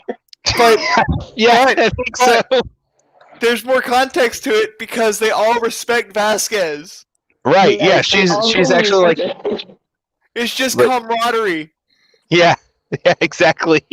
Dude, and Vasquez is like, go ahead, sorry. I was just saying, this guy has clearly never been in any military setting whatsoever. Like, Oh, yeah. You're gonna rag and you're gonna harp on each other. Maybe because even you don't even have to go military. You play any type of sport, you're gonna get that same kind of Exactly. same kind of, Exactly. like angst towards each other, not angst, but camaraderie. I guess is the best way, really. to Yeah, say it. yes, exactly, camaraderie. Because like it doesn't really matter the situation, but as soon as you have a group of people who all respect each other, you start picking.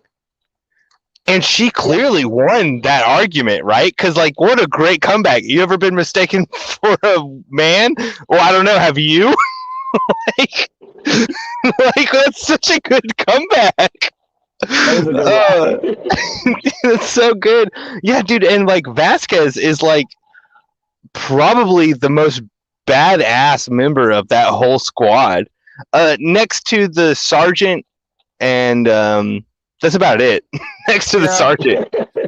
Which sergeant also, so we're going back to the 80s when I guess this whole like racism thing wasn't an issue, because apparently it is now, and the sergeant was black. And so we have a Hispanic woman who's the most badass member of the squad, and we have a black man who's the leader of the squad that's also badass. And like he's trying to paint the picture of like, well, they're assholes because they're being misogynistic. Yeah, I don't know. I mean, there's a lot you could go with, but that's for another section. I feel like this dude, like you were saying, you can pinpoint any point in this video and be like, out of context? Yeah, out of context. Yeah. Out of context. All right. Yeah. So these we're fighting buggers. He said something that I missed right before he started showing this clip. He was saying that they brought in buggers from Ender's Game, and it's going to continue on from there. Okay, sure. I don't really know Ender's Game, but yeah, let's go on. Enemy that would add some verticality to the shooting gameplay. But what's not brought into Halo is their genocide by humanity worked up into a frenzy of fear. That was deemed significantly less cool. Okay. No, their genocide by Ender was in the later books proven to be wrong because yes, the buggers in Ender's Game were attacking humanity, but they didn't come back after their original Mother Fleet had been wiped out because they were scared of humans at that point. And so humans, not wanting to take the risk of them returning with a bigger fleet, decided to use Ender to genocide them. Okay. And in the book and not in the movie. The movie does not do this scene any justice. In the book, he thinks it's a video game because the entire time that he's been in the academy, they've been showing him video game and showing him how to command a fleet properly. But it turns out whenever they're doing this one, it's not a video game at all. It is him actually commanding the fleet and losing life on both sides and then genociding the buggers. Okay. And then he's saying because the genocide took place, that wasn't cool, and so they were like, yeah, we're not going to do that in Halo. Yeah, no, Ender has a connection with one of the bugger queen's eggs that hasn't hatched yet, and it picks it up at the end of the book and end of the movie. But he has a psychic link between the bugger, and it shows that it's afraid of humans and that they didn't want to be around humans anymore at all. Sounds like Starship Trooper. A little bit, yeah. Sounds like plagiarism. So my question really then is like, what is his thing of the rule of cool for this? Is that the genocide was the uncool part, and they didn't want to include that, so they don't show it, even though, isn't this like the only Halo we see that particular group of aliens? Yeah, they're only shown in Halo 3. Well, Yeah, two and three. Yeah, 2 and 3 and Reach. Yeah, they start in 2. I think they're in ODST as well, but the buggers didn't show up till 2. Have we seen them again? Like, I don't remember them in 4. I don't remember them in 4. Did Halo still come along with the idea of genocide? And he's saying, no, it's uncool because they chose not to do that because it was uncool. It's like, well, if we count the fact that we see these buggers and then proceed forward down the line of the games, we stop seeing them. I think they have it explained at the end of Halo 3 that there was a civil war within the Covenant. Right. And one of the books expands upon it where the buggers go back to their home planet because they don't want to be part of the Covenant anymore. All I know. Because even the grunts, a lot of the grunts defect, and so does a lot of the jackals. It basically becomes just brutes and elites. And then even eventually the elites are like, no, we realize the prophets are a bunch of liars, and they kind of defect too. Yeah, more or less, yeah. And the brutes are the only ones that continue to be the fanatics following the prophets. Yeah. Yeah. Well, and some hunters and jackals, but the majority enslaved. Well, I mean, I know the brutes started off as enslaved, and then they eventually become whatever they become. But, I mean, technically, all of them are enslaved. Technically. Technically, the elites, brutes, and prophets are the only ones not enslaved, and then all of the other species are enslaved. But the big thing here is that he's literally saying Ender's Game had buggers and they were genocided. In Halo, there's buggers and they weren't genocided. You know what that sounds like to me? 2 different stories. Right? Yeah. Also, where's the plagiarism in this one? Is there literally that they used a creature that could fly? No, not even creatures that the term. They used the term bugger. Which, if we recall, the drones have their covenant name, which I don't remember offhand, and humans, in a derogatory term, being racist towards the creatures trying to kill them, call them buggers. The same way they call the elites, which are saying Healy, squid face. Yeah. It's a derogatory term that us on Earth came up with. So potentially, this book, Ender's Game, exists in the Halo canon. And then to insult these creatures, they call them buggers. Yeah. Yeah. Okay. These are 2 different stories. That's what I'm hearing. Is he's like, yeah, buggers, in both of these fictions, there's things called buggers. But in this one fiction, they weren't killed. So to me, that sounds like 2 different stories. Yeah. It's definitely 2 different stories. I want to get through the rule of cool, and then we can call it from there. If we freaking can. Yeah.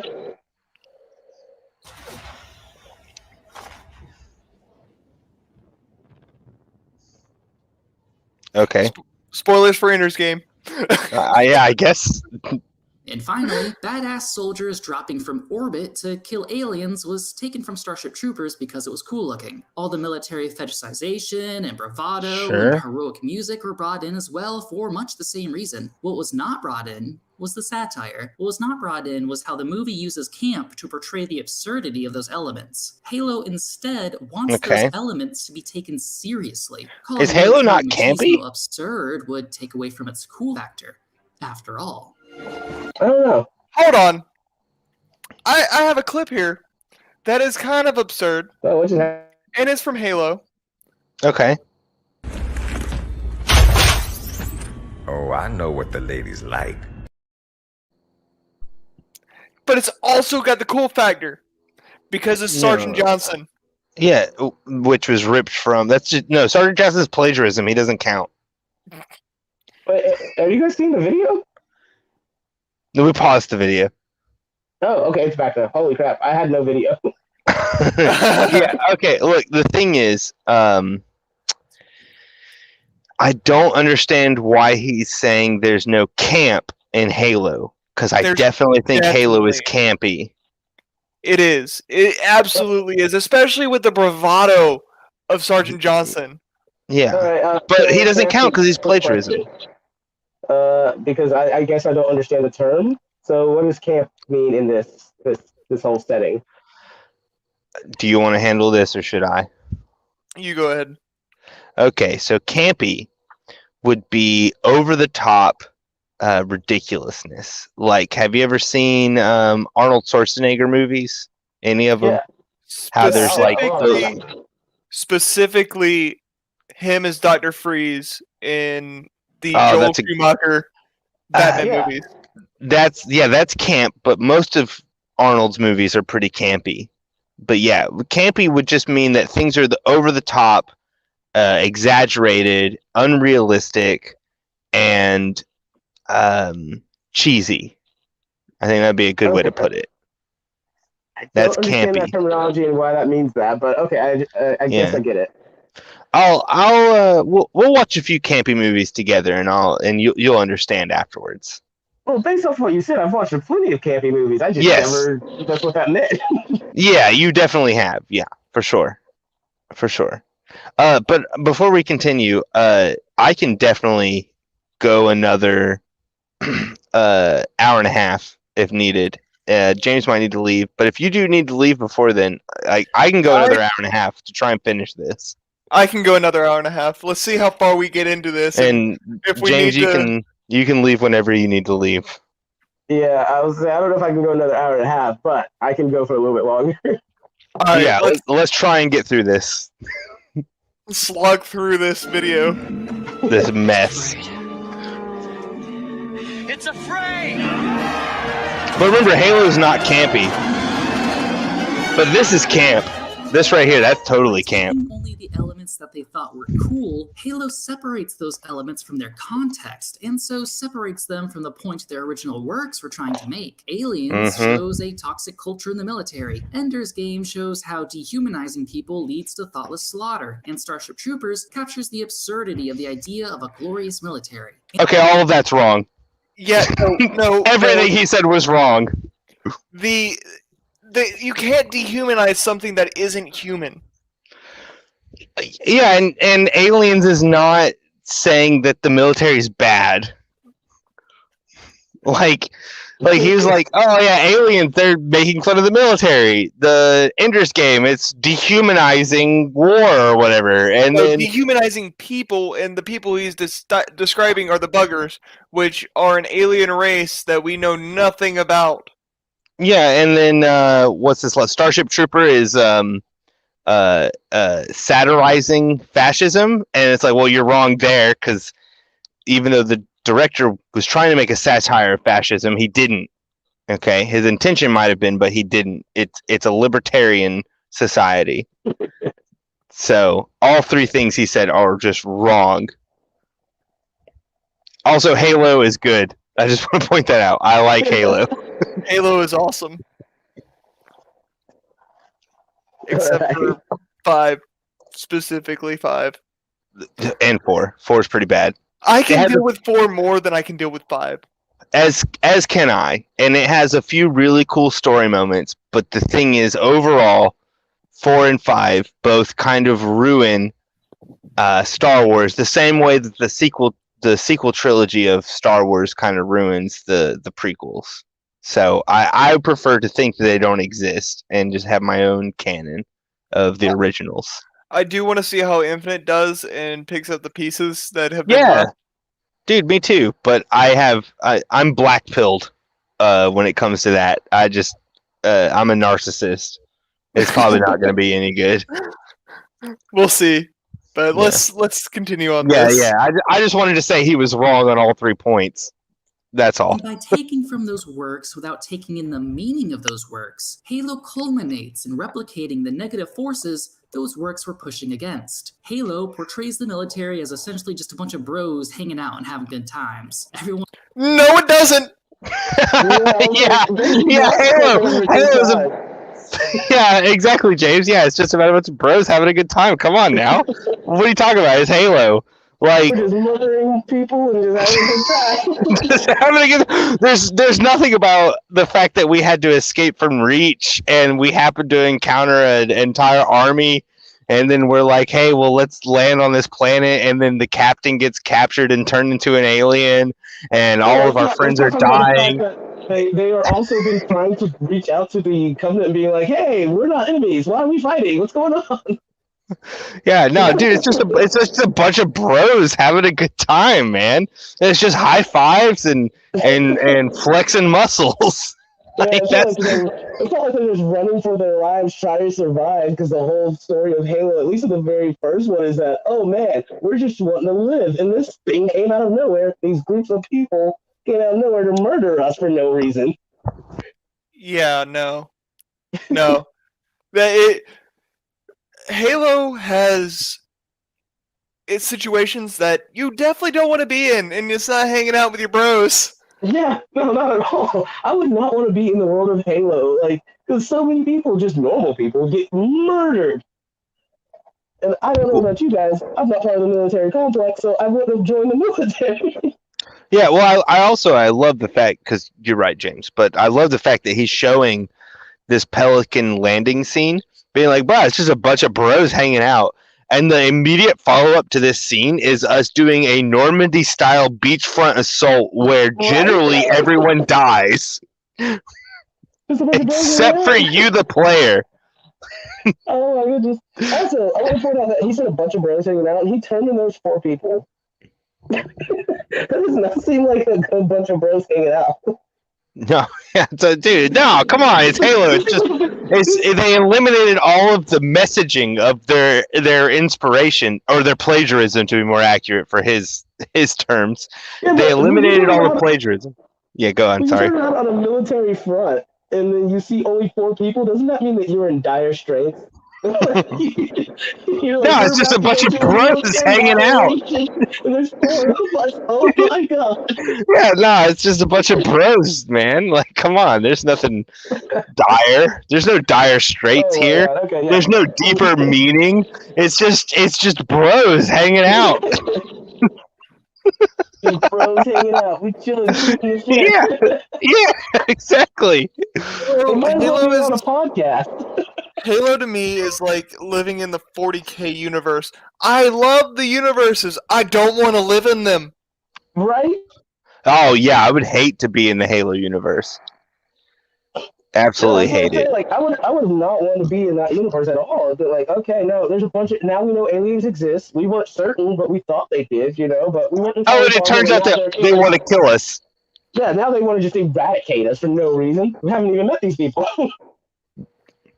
Yeah, and according to First Harvest, we went to peace talks to try and actually what would you call it? Just negotiate with them.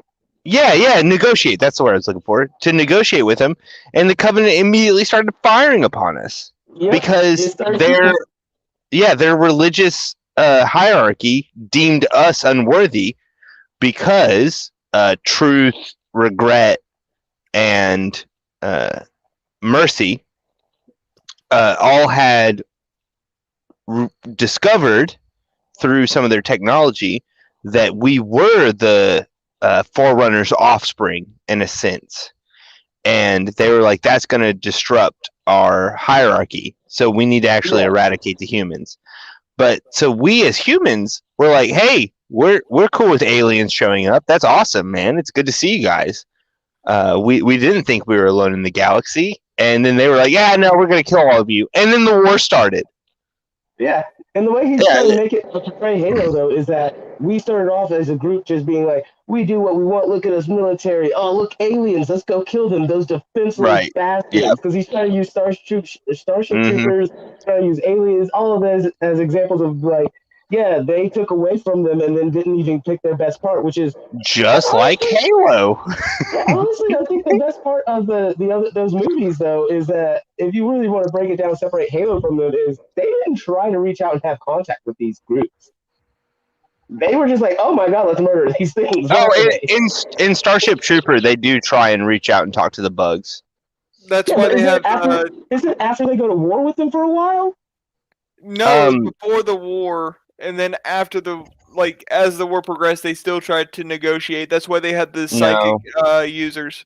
No, you're wrong. They tried to talk to the bugs before the war. That's what he said. Before the war, they tried to talk to the bugs. They then start charting star maps saying these are bug-infested zones.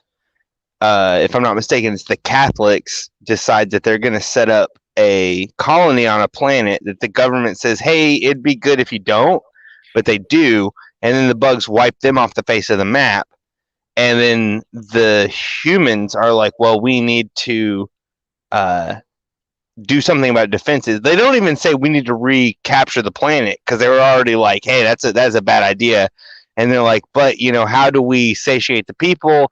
They don't even start a military strike, but then the Earth gets hit with a meteor that the bugs launched, and they're like, oh, okay, yeah, we actually have to fight these guys. But yes, they are open to peace talks throughout the whole process. Okay, so then all three of them have the same thing, is that they eventually, or well, at least Starship Troopers in Halo have the same thing of like, we don't want to actually confront you and fight. We're going to see if we can.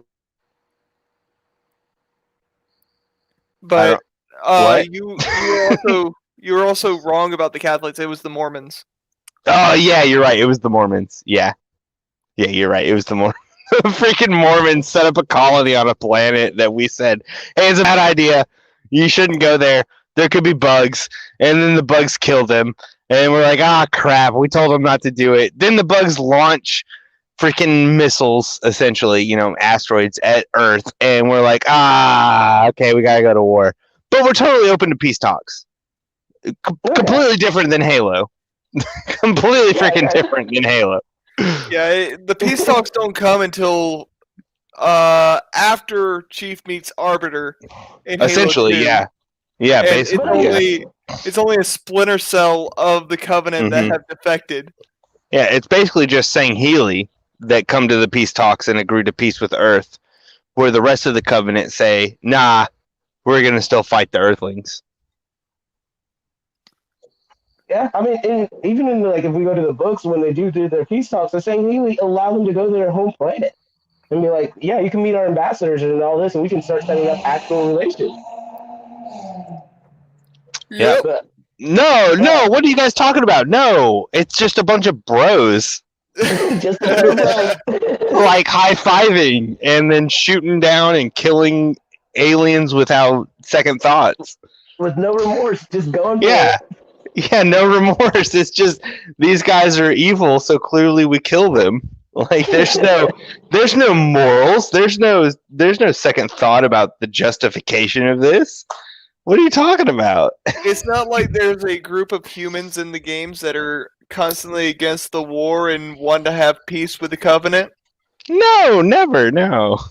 That sounds like plagiarism. Yeah, wanting peace is plagiarism. yeah, exactly. Wanting peace is plagiarism. There's plenty of stories where people want peace. Halo's just plagiarizing. And we clearly in this video, we do not accept any plagiaristic aspects. We only focus on the aspects that are original. Therefore, this is the worst game series ever made. All right, so let's see if he gets to the Normandy. Are we still in the rule of cool? Oh my god! Oh It's my one god! of the longest parts. It's one of the Yeah, longest let's parts. let's go on. Let's go. This is When it's having awful. fun in the Marines, right? Just having fun with the Marines. Pause! Holy crap! Okay, pause. Back it up a second. baby, see? I have to say we have to pause here because I spent the time, at least, we all talked about it. The fact that he's like, oh, just hanging out and bros with the Marines as we're on the Pelicans, and I was pointing out that, yeah, for the scene of the game where we land on a beachfront like storming Normandy, and he cut the footage. Oh yeah. Before we land. It doesn't fit the narrative. Exactly. Yep. A separate scene where there's no because it doesn't fit the narrative, and so he goes to a separate scene. He just wanted that Marine to say, "Oh yeah, baby." It's like, okay. Yeah, you're absolutely exactly. They're just having fun. Okay, that's all. I just wanted to point that out because that pissed me off.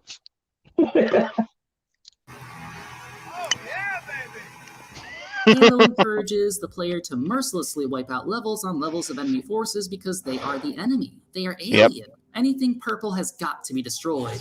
Well, it's not just because they're alien. They're trying to kill us. Oh, okay, yeah, all right, sure, yeah, because we're killing. This front sleeping because, this is just murder. Look at how terrible you are in this game. We're barbarians that. It's not like if the grunts wake up, there's just waves after wave of them that can easily kill you. Yeah. Well, look, the thing is that you're clearly violating the Geneva Convention because you're killing a sleeping soldier. Is the Geneva Convention even in the in the Halo universe? It has to be, right? I don't know. The question though is, does the Geneva Convention count towards a group of species that you have no clue and they refuse to talk to you about? The Geneva Convention, as far as I'm aware, only applies to people that come to the United Nations talk. Yeah, and since they refuse to talk to you, at this point, Right. they're just a hostile force, no matter if they're sleeping or not, they're a hostile force that will just kill you on sight. So Right, but doesn't it paint his picture so well that the Marines in Halo are fascists because they're willing to kill sleeping enemies?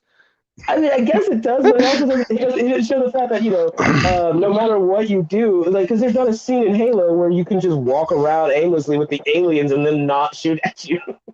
Yeah, I mean, clearly he's also cut out the fact that if you walk in this room and make a lot of noise and don't kill the sleeping grunts, they immediately wake up and shoot you.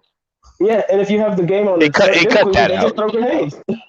Yeah, exactly. He cut that out. That all of them are clearly hostile, and there's no enemy that is not hostile, except for the Easter egg enemies. Like there's a couple grunts throughout the games that you can actually run up to, and they'll just talk to you, and they won't do anything, and there's no reason to kill them. Yeah, and you as a player generally don't end up killing them if you run into them. Right. You're just like, oh, that's cool. Why? Yeah. Why would you? They're funny. Why would you kill them? They're just talking to you, and you're like, okay, cool, bye. Yeah, bye guys. I don't know what you're doing. I'm glad you're not shooting at me. See you later. Yeah. Just let's cut that out and show Master Chief murdering sleeping people and be like, look how fascist he is. Oh man. All right, let's see what goes on. Now, granted, that brute was taking a piss. Emphasizes the idea of war. Heroic music swells as the player achieves feats of daring and bravery. What could be better than fighting? I'm not going to deny that. For the sake of all of humanity in the face. It is romancing war. I won't deny that. Oh, I gotta pause here because of the music. Yeah. Well, first off, that's inaccurate. Go back and play Halo 2. There's no lyrics. It plays it plays a song without lyrics in this part. It's the right song. It's Blow Me Away. There's no lyrics. He added in the Halo soundtrack version that has lyrics. I think it's Breaking Benjamin, if I'm not mistaken. They wrote this song and it has lyrics, and on the Halo soundtrack it has the lyrics, but in the video game it just plays the music, no lyrics. Also, on the end credit scene, it plays the lyrics. I don't think you're right, to be honest. I had to go back and replay it. I had to play it in the I don't think you're original right. Halo 2 graphics to find out. I no, it's not on. If you're talking about playing it on the new Master Chief Collection, yeah, no, on the Master Chief Collection, it's completely different, and no, it doesn't have it, and it actually doesn't have the Breaking Benjamin song. It does. It has the non-lyric version if you go back to the original Xbox graphics. Oh, okay, because I know they added a new song for this, and I guess that's in the new graphics. But on my version, because I literally just beat this a couple months ago, I played through the game. I played Halo 2. I beat it on Legendary again. The hardest Halo on Legendary. I beat it. What's up? Sniper Jackals. Yeah. I beat. This is a humble brag that I beat it like the 4th or 5th time. You don't have a humble brag. Get to the point. my point is that this part does not have lyrics, and when you beat the game, it does not have the song over the credits. It's actually, if I'm not mistaken, it's Incubus plays over the credits. You might be right on that one, because I remember there being two rock bands that are yeah, Incubus and Breaking Benjamin. All right, let's continue. My point here. Let me skip this. Yeah, you should probably just skip this. But my point here is that why? It's just a question, because I don't really have an answer. It's just a question. Why are you playing this section of the game, but you're using the Halo soundtrack version of it? Is that because you haven't played this part of the game? Is that because you're unfamiliar with it? Yeah, because I'm assuming he's played through it all, but I'm just saying, like, okay, so you're playing the correct song, but the wrong version of it.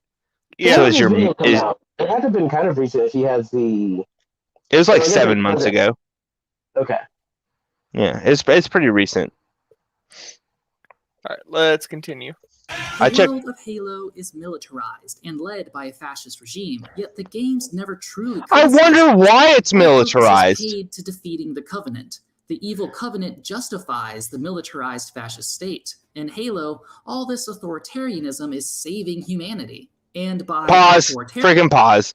Okay, why is it militarized? Does it have to do with an alien race showing up and starting to annihilate colonies?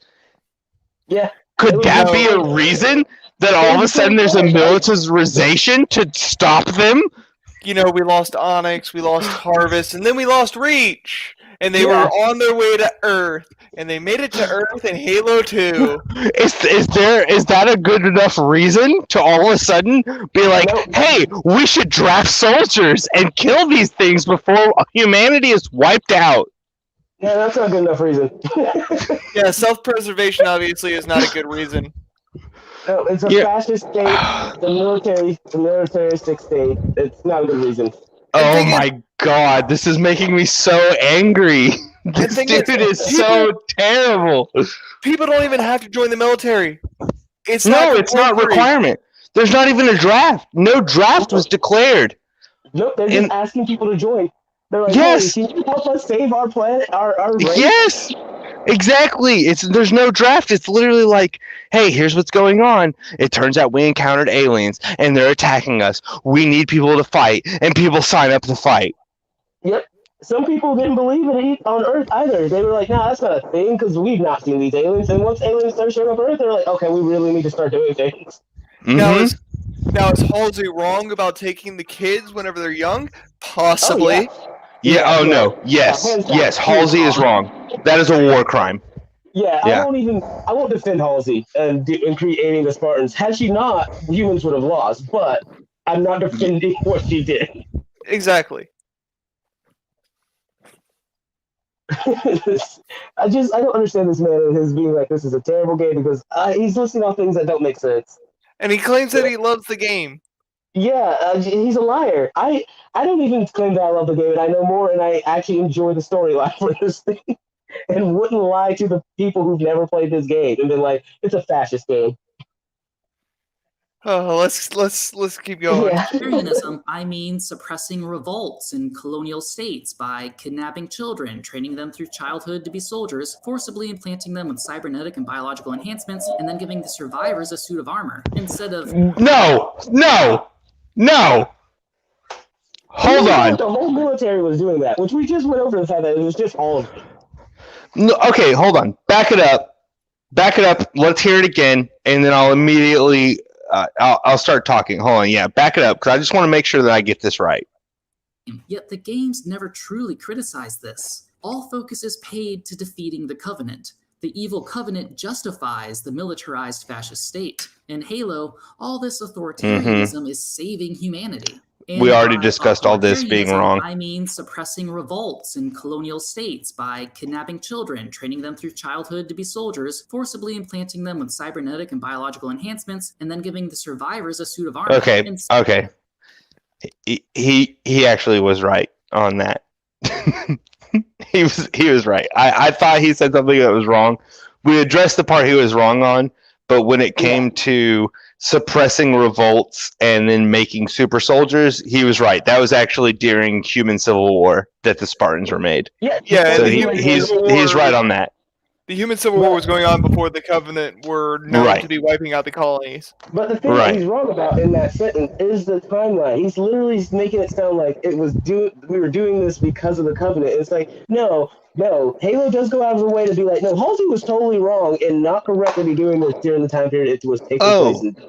Yeah, no, I didn't think that's what he was trying to say. I thought he was trying to say that according to the books, before there was even alien invasion. No, his literal words were, he's like, the game doesn't go over it in the sense he's like, they make the excuse that it's okay for us to go into a military state because of the evil Covenant. And doing this. It's like, no, that's not right. No, the game never actually condones what Halsey does. They actually condemn it. And they're like, no. It might be it might be more to his point if he knew better. Yeah, to be like, it might be more to his point if he knew better. To be like, before there was even aliens, they were squelching rebellions and making super soldiers and kidnapping children. It's like, it was terrible, wasn't it? That was awful. But you're right. He's putting it in the reverse order, where it's like, look how fascist they are. And then look at this war. They're awful monsters for protecting themselves. Again, we've already went over that, but still. Yeah, exactly. Where it's like, no, I mean, if it was in that order, then kidnapping children, I would still be against, but I would have a much different outlook on where it's like, I get why you broke the rules to try and save humanity. But in the order of the story... What? Sorry, say that again? It's like, I agree with you, because it's like, but it was like, I don't agree with you, but it's whatever if it's necessary to save humanity. But when you did this in the actual storyline order, you were in the wrong. Yeah, exactly. That's. I don't even have to say anything else, because yes. All right, but let's continue. Instead of condemning, the game justifies all this because it gives humanity a means of waging war. Hey, we'll call the kids Spartans because Spartans were kind of similar and Spartans were cool. Let's not think too much about it, okay? Oh, and we'll show that this process worked by turning their eyes blue. Wonder what that's about. Is that a white supremacy? Nah, surely it's coincidence. And... What? No, what? That was literally taken on by the freaking creators of that TV series. That had nothing to actually do with the characters or what they did. Their eyes, Dracula doesn't really change with the enhancements. And plus, there are multiple people of all races that are super soldiers, that are Spartans. Heck, Sergeant Johnson is a Spartan 1. I mean, well, yes, Sergeant Johnson is a Spartan 1, and then on top of that, do you guys remember? I don't know if you read Reach, but Raheem. Raheem. Yeah, the one who ends up in the wheelchair and starts working for Oni. He was a Spartan 2 that was totally Indian as hell. Yeah, so I was trying to say, you mean the Indian guy? And then you have Jun, you have George, and then you have Cat, which are Yeah, all different races. Yeah, because then you're actually the lore gets past the point of race in the sense of where you're born on Earth, and then eventually gets to the point of what planet you're from. Like it's beyond just Earthborn races, and it's like, oh, you're born on this planet. Well, you're also a Spartan. You're born on this. Yeah, you could be a Spartan too. Like there's no prerequisite. Like. That's ridiculous. Well, there was definitely a prerequisite. For Spartan 2s. Yeah. Spartan 1s had no prerequisite, and then Spartan 3s have no prerequisite. Spartan 2s Spartan 4s were Spartan 3s and 4. 1, 3, and 4 had no prerequisite. The only reason Spartan 2s had prerequisites is because of Halsey. And we can all sit here and criticize Halsey and say you were wrong and what you did was bad. Like, because there's really no praising her. The only praise she can get is that you did win the war. That's it. And she made Cortana. Right. Yes, but the thing that you could also give her is I actually really like Halsey's speech when Oni comes up and they're like, "We're gonna put you on a tribunal. Like, we're gonna talk to you about your crimes of war." She was like, "All of you are just as guilty as I am." She's like, you can throw this on me, but you came to me and asked me about something about your Spartans 1, and it's like I told you how to make it better. And it's like it may not have been just, it may not have been ethical, it may not have been moral, but you all came to me and agreed upon what I said. And so it's like I love that speech because it's like even if you look at it as her being a terrible human being, really everyone was a terrible person. Yep, And everyone around her, right? He could have had a way better argument if he just went with the book line Yes. process instead of the video game process. And then what's with this blue eye changing thing? That's really isn't it in the weird movie website? I'd never even heard of that. Yeah, that's what we fall. Yeah, it was in one of the weird webisode shows where it's like. I never heard of that. Yeah, it's not. They don't say anything about it. It's literally they just show that, and it was like, why? That was weird. So you're saying that since Bungie stepped away from Halo, they've added new lore? Yeah. What do you mean? And he's okay. So Cyrek knows what I'm talking about. So he's pulling from new lore to condemn all of the lore. Yes. Yes. He's definitely pulling from new lore to condemn the. Okay. He can make some strong arguments for the point that it seems like he's trying to make about the fascist state. He can make some strong points if he knew more of the Halo lore. Yeah, because we. Go ahead. The eye changing colors doesn't happen. All it does with the enhancements is increase your range of sight. Well, wait. Why does the eye turn blue? Don't know. Again, that's why. Oh no. That was just a random thing they chose to do, and I think they did it because there's a sentence in one of the books that we know that Master Chief's eyes are blue. That's the only thing that we know. Yeah, his eyes were blue before he was captured and turned into a super soldier. Blue-eyed, sandy blonde-headed kid. That's what we know. I thought he had brown hair. Are you sure? I thought he had brown hair. It's like a sandy blonde. Yeah, it's a darkish. It's a dark blonde. That's. Oh crap! Brown. So he is an Aryan. So are all the Spartans Aryans? So they're all Ubermenschen? No. Spartan Chief is technically a muddled Aryan. He still probably wouldn't be considered as a true Aryan because he also has freckles. Yeah, the Nazi. Oh, you're right. Yeah, the Nazis would have killed him. Yeah. Yeah, he's not even a true Aryan. Okay, but see, the point is that even the last time that we paused this, where we were saying you could do better, and here's our arguments, like we basically steelmanned. We steelmanned his argument to be like, here's greater points you could make, but he has so ignored them and gone this whole other direction that it's like, no, you still lost me. You're still wrong.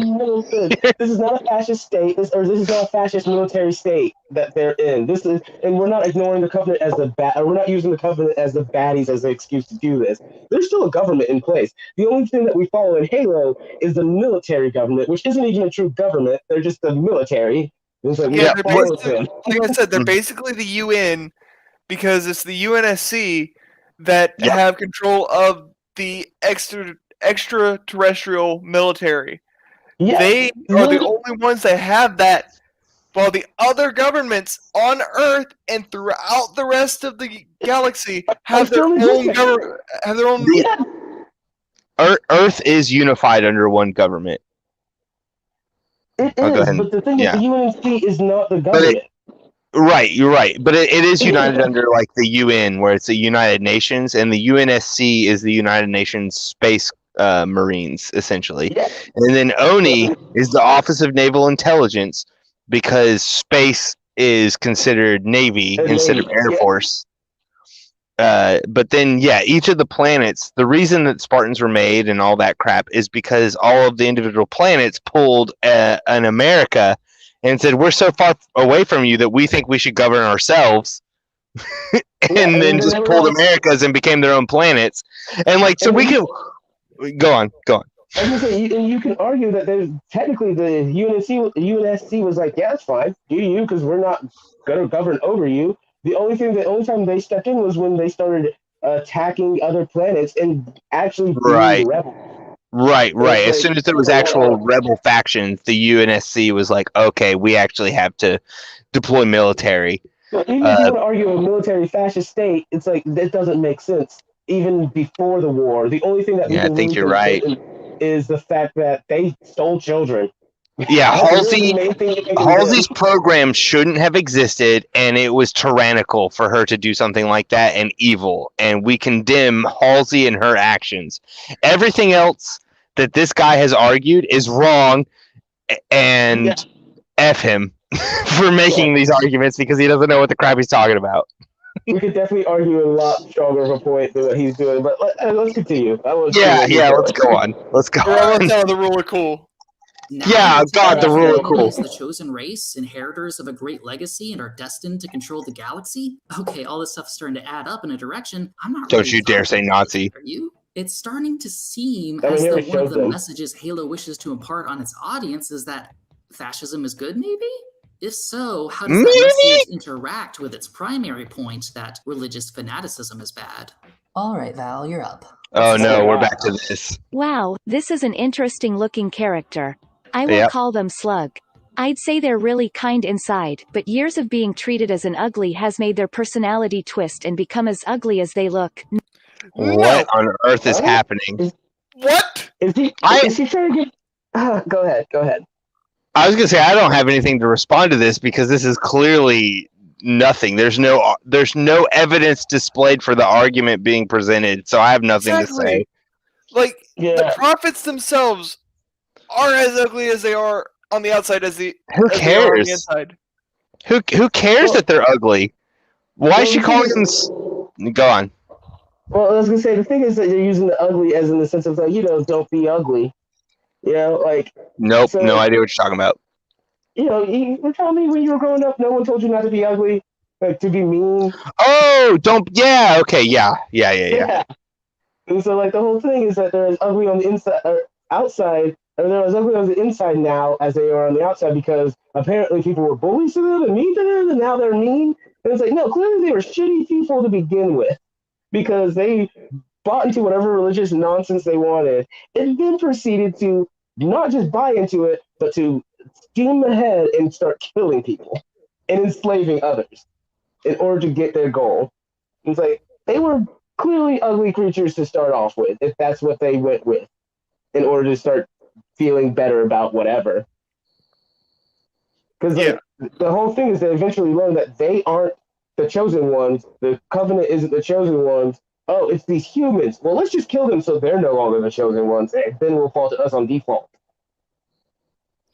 All right, let's get through this section because I don't want to pause on this one again. Yeah, I don't. Nobody likes them now. They have a high sense for fashion, but feel oppressed because nobody wants to see them dress up.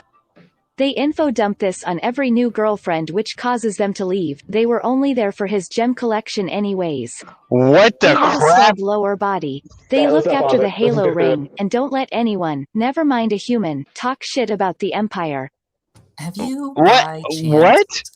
It's supposed to be somebody that does not know anything about it, and given such small doses of information that they can draw that conclusion. Dude, but the thing is that she said they're well dressed or have high fashion or something, and then went on. That's clearly the guy making this video, right? Because he also made the robot girl that's supposed to be the audience. He's trying to assert that the prophets are Nazis, and I don't think that's true. Like No. The humans are the Nazis. The prophets are religious zealots. Yeah. Okay, wait. So so is he about to defend the aliens? As being like, well, actually, they're the good guys? Is that what we're doing here? Well, if you listen to the rule of cool, what he's been going through, he has been defending the Nazis, and they are not the Nazis, the Covenant, and been basically calling. He's been defending the Nazis. Anyways, he's been defending the Covenant and basically calling the humans Nazis of fascist regime. They're a fascist regime. Yeah. And like, so he has literally throughout the rule of cool been defending the Covenant, and so the ending of that was like basically the end is. Oh yeah, so these guys aren't actually bad. They just were mistreated, and now they go and do these terrible things. And so because they did all these terrible things, they right, because they look ugly. So clearly, So okay, that's what she was trying to say, right? So clearly they've been oppressed because of their looks. Yeah. Oh no. Oh no, that's not where we're going with this, is it? Oh no. Okay, let's go on. Ever taken a good hard look at the Halo logo? Don't you dare! Don't you dare bring the Islamic symbol back into this! A third freaking time! Is this gonna be every break? He's gonna be like, look at the Islamic. It seems like it. It freaking seems like it. I'm so mad. I am so beyond mad right now. This dude is pissing me off. What the fuck? Thank you, JonTron. Yes. Yep. Oh my god. Let's take a look back at the Halo logo, because you know it's the Islamic star. Oh my god. Alright, let's get through this. Do you think it's intended to be reminiscent of an Islamic star? No! No! They want to allude to Islam. Islam isn't referenced in Halo, not that I've seen. Oh my god. Could it be that... Nah, it couldn't. Could it? No, it's not! If the time period and environment Oh my Halo was god. developed in, No, you're wrong! the early 2000s Pause. were in the 9/11 Pause. No, this is not when Halo was developed. Halo was developed in the late 90s, and it was supposed to be on the Microsoft operating system.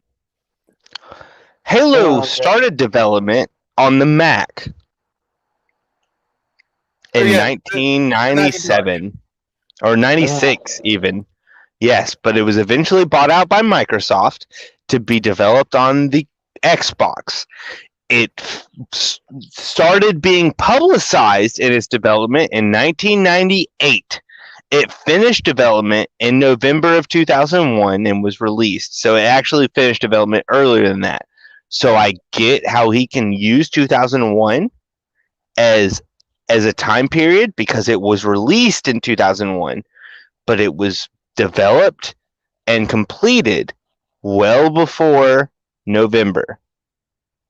Well before. I don't know how much before, but well before. So it was completed in November, but then you gotta remember, it was released. It was released in November. True. So it had to have been. So stores got their copies about a month prior to release. Well, to be generous, let's say 2 weeks. Yeah, 2 weeks. Let's say 2 weeks. So that means that September. It was finished and in its final production phase before 9/11. I would think so. I would think so. That it went into gold, as they call it in the industry. It went into gold, which means that they're starting to make copies of it. Because, you know, we get copies of the game, not the actual made game. So the made product was sent into gold to be reproduced. And it was reproduced, and you have to calculate how many thousands of copies they made and how long it takes to burn them and how long each company can burn each of the things to make the amount that they made and so on and so forth, and then shipping to ship them from here to there and all of that process. There's no way, in my mind, I could be wrong, there's no way that September 11th, 2001 influenced the development of this game at all, because it would have been finished and sent to print before this. Now, granted, it might have been sent to print after 9/11. There's no time to reprogram and rewrite the entire story in this short of a time period. Well, even if let's say the development for Halo started this when he's trying to say that the development started.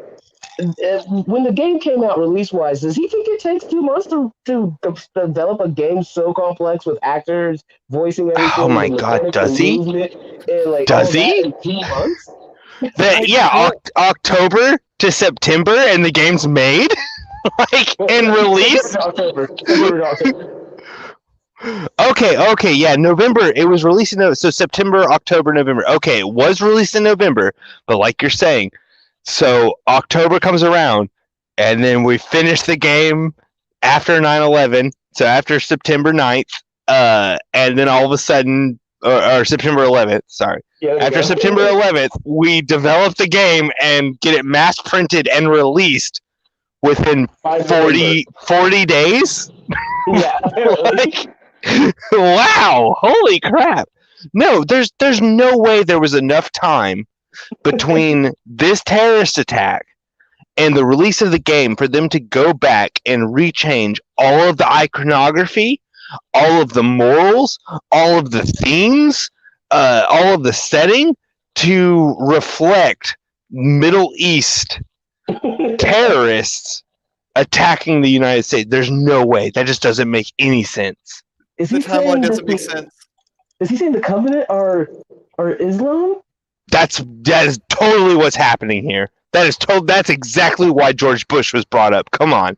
You know it. I know it. Hold on. Let's see. Yeah, I could be wrong. Can you back it up before Bush showed up on the screen? That freaking jerk I don't like. All right. Let's hear him out. I won't pause. Yeah. I'll let him finish his statement. Yeah, let's get through this whole quote.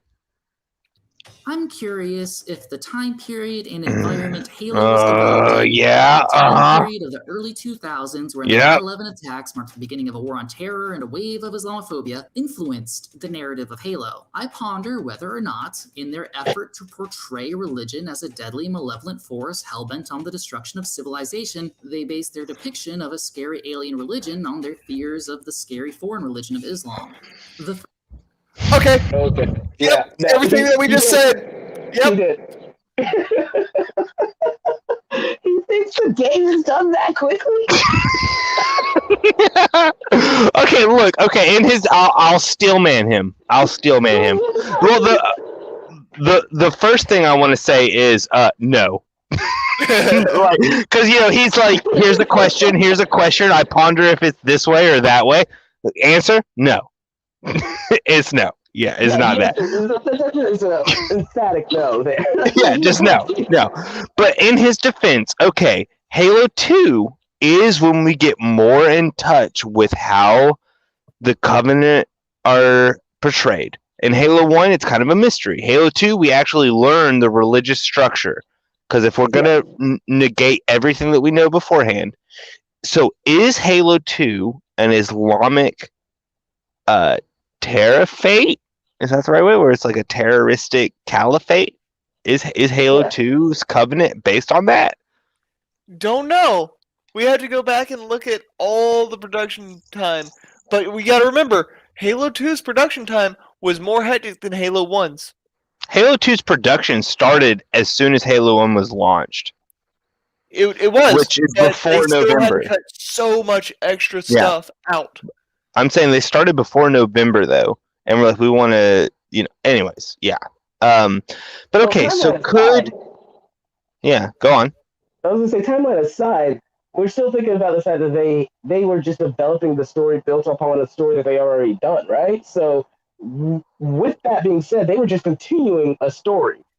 Right. Well, we know that the first one has nothing to do with that at all. Absolutely. Yeah. And so if they're just continuing the story, then we can almost definitely come to the conclusion that clearly the second one had nothing to do with that either.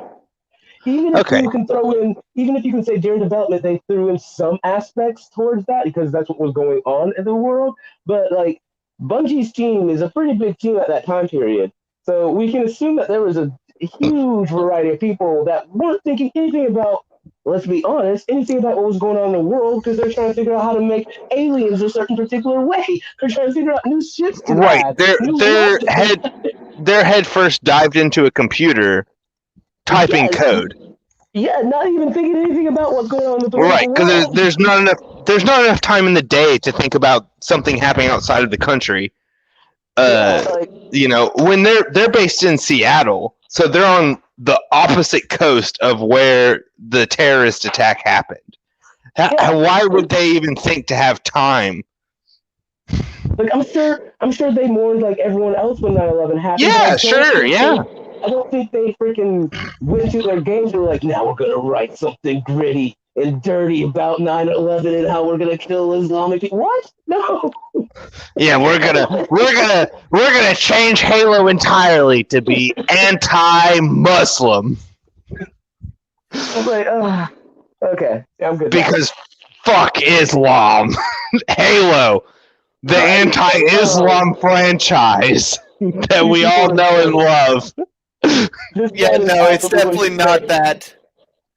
Now, okay, look, to Steelman's argument, I could see how potentially Halo 2, the storyline, was developed post 9/11, so it could have been influenced by it. Okay? It could have been influenced by it. I'm not sure that it really is. I don't think that it really is, but it could have been. And I think that that's something worth exploring. It's something worth exploring, and I'd like to see his argumentation for it. But the thing is, if his argumentation is poor, I'm not going to agree. Well, his argumentation is already poor, and I can assume if he's going to make one about the second game, which he's making one about all of the games, so... Yeah, so far he has been saying all the games, and he's been wrong. Yeah. Yeah, so I think it's going to be a poor argument anyways. All right, let's see what he knows on this. Yeah, I'm assuming he's wrong. Yeah. Sorry, go on. Of the scary foreign religion of Islam.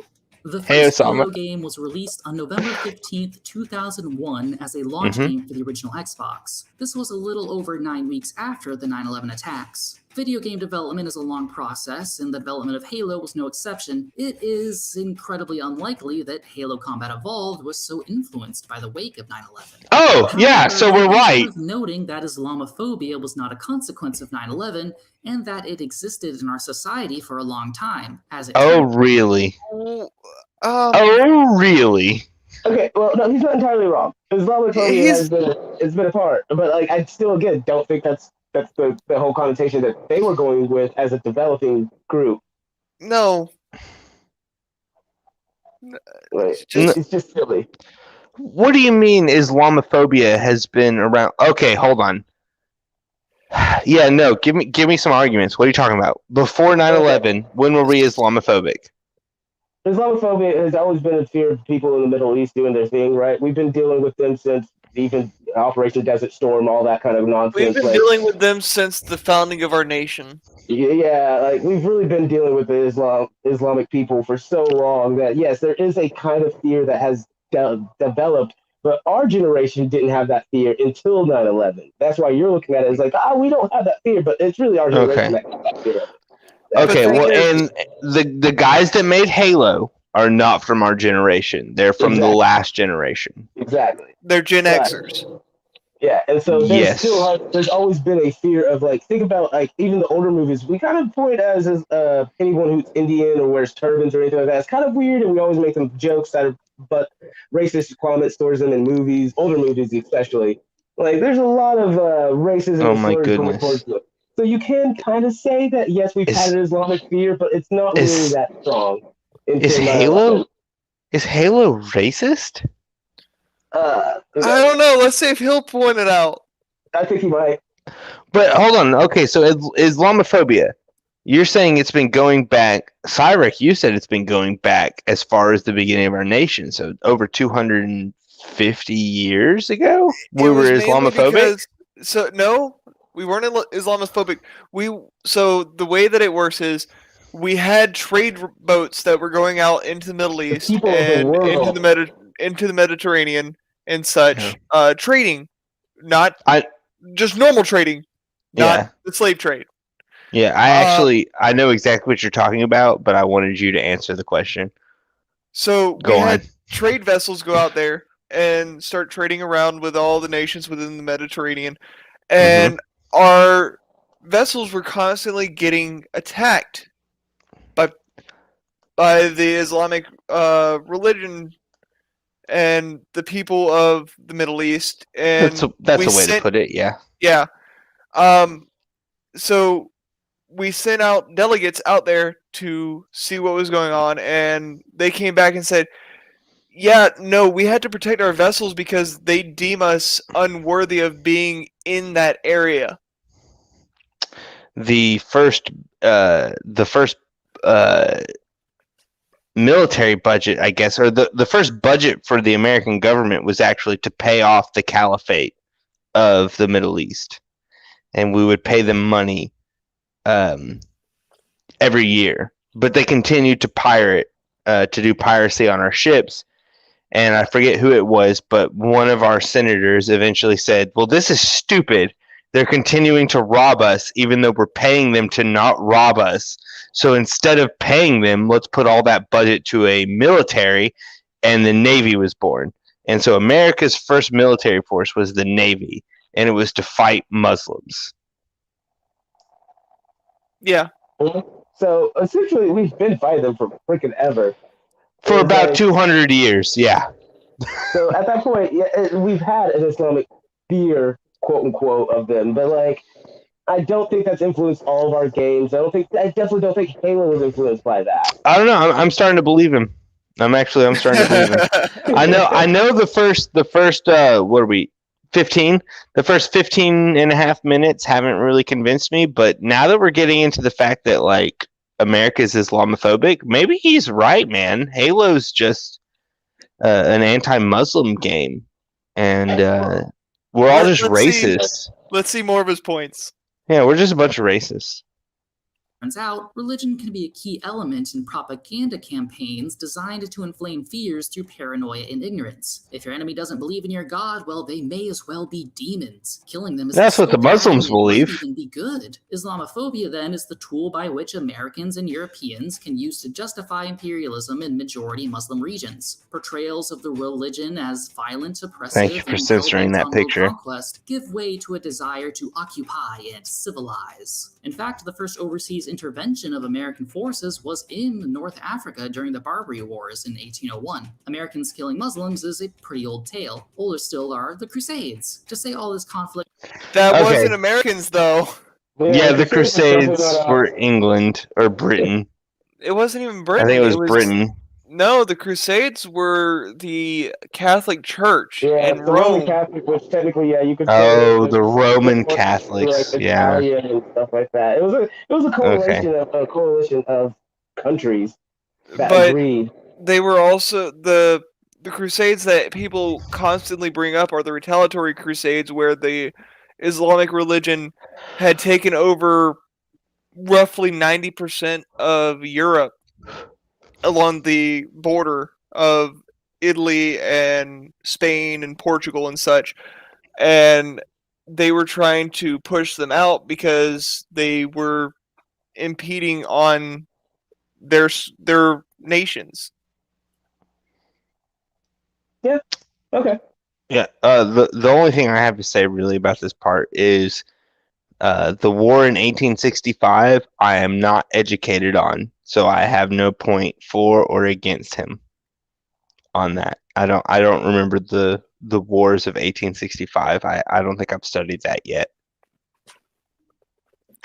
I don't know. I have no opinion on it. I've read a lot of war stuff just throughout history, but War has never been a thing that I like, so I just didn't care enough to study and memorize them. Right. And the other things that he pointed out is, yeah, I guess. that's my opinion. Let's Alright. we got about 30 more minutes that we can do. Yeah, we're getting close. Let's do this. Hasn't had an impact on the culture, and that this culture wouldn't influence Halo is a major stretch. Although, if I'm being honest, the influence of Islamophobia in Halo doesn't make a major presence until Halo 2. Released Oh, on of November course. 9th, 2004, 3 years after the 9/11 attacks in the See, I still manned Afghanistan, this. and well over a year after the invasion of Iraq, Halo 2 could not help but be influenced by the major conflicts of its day. In Halo Boom, 2, told you. the Covenant forces have finally pushed humanity all the way back to Earth. It is humanity's last stand. The Covenant blow past humanity's orbital defense grid and can begin their invasion anywhere they choose. They choose Mombasa, a Muslim-majority East African city. New Mombasa. It's an arid climate. Buildings are made of... And how do we know that they're a Muslim majority at this point in the future? He's going off the current time period, but yeah, exactly. How do you know in 2552, not 2020? I'm guessing is when he made this video. So how do you know in 2552 it's still Muslim? Like that's what a call. Is his thought process? Is the pattern here is that we're in a Muslim country shooting aliens? Is that the thought process? Yeah, we're in the Muslim country shooting aliens, so clearly we're killing Muslims. Oh my god. I swear if that is the thought process of this. Oh no! Oh. Let's go on. Of a yellow stone. Can you guys still Aesthetically, hear it's me? typical of depictions of the Middle Yeah. East as seen in films and other games. can you hear everything more else? accurately and more No, I hear you. setting, I'm going to Cool. hazard a guess My and headset just suggest the died. fighting in Mombasa was to evoke scenes from Black Hawk Down, a popular 2001 American war okay, movie okay. set in Mogadishu, Somalia. Fighting I don't in see how- Mombasa consists of only 2 levels in the game, so admittedly this setting is not a whole lot to go off of, though please consider some of the game's cut content. Originally, the alien Oh no! character called the Arbiter It's cut. It's cut content. It was taken out because it didn't fit with the narrative. Why are we bringing that up? Yeah.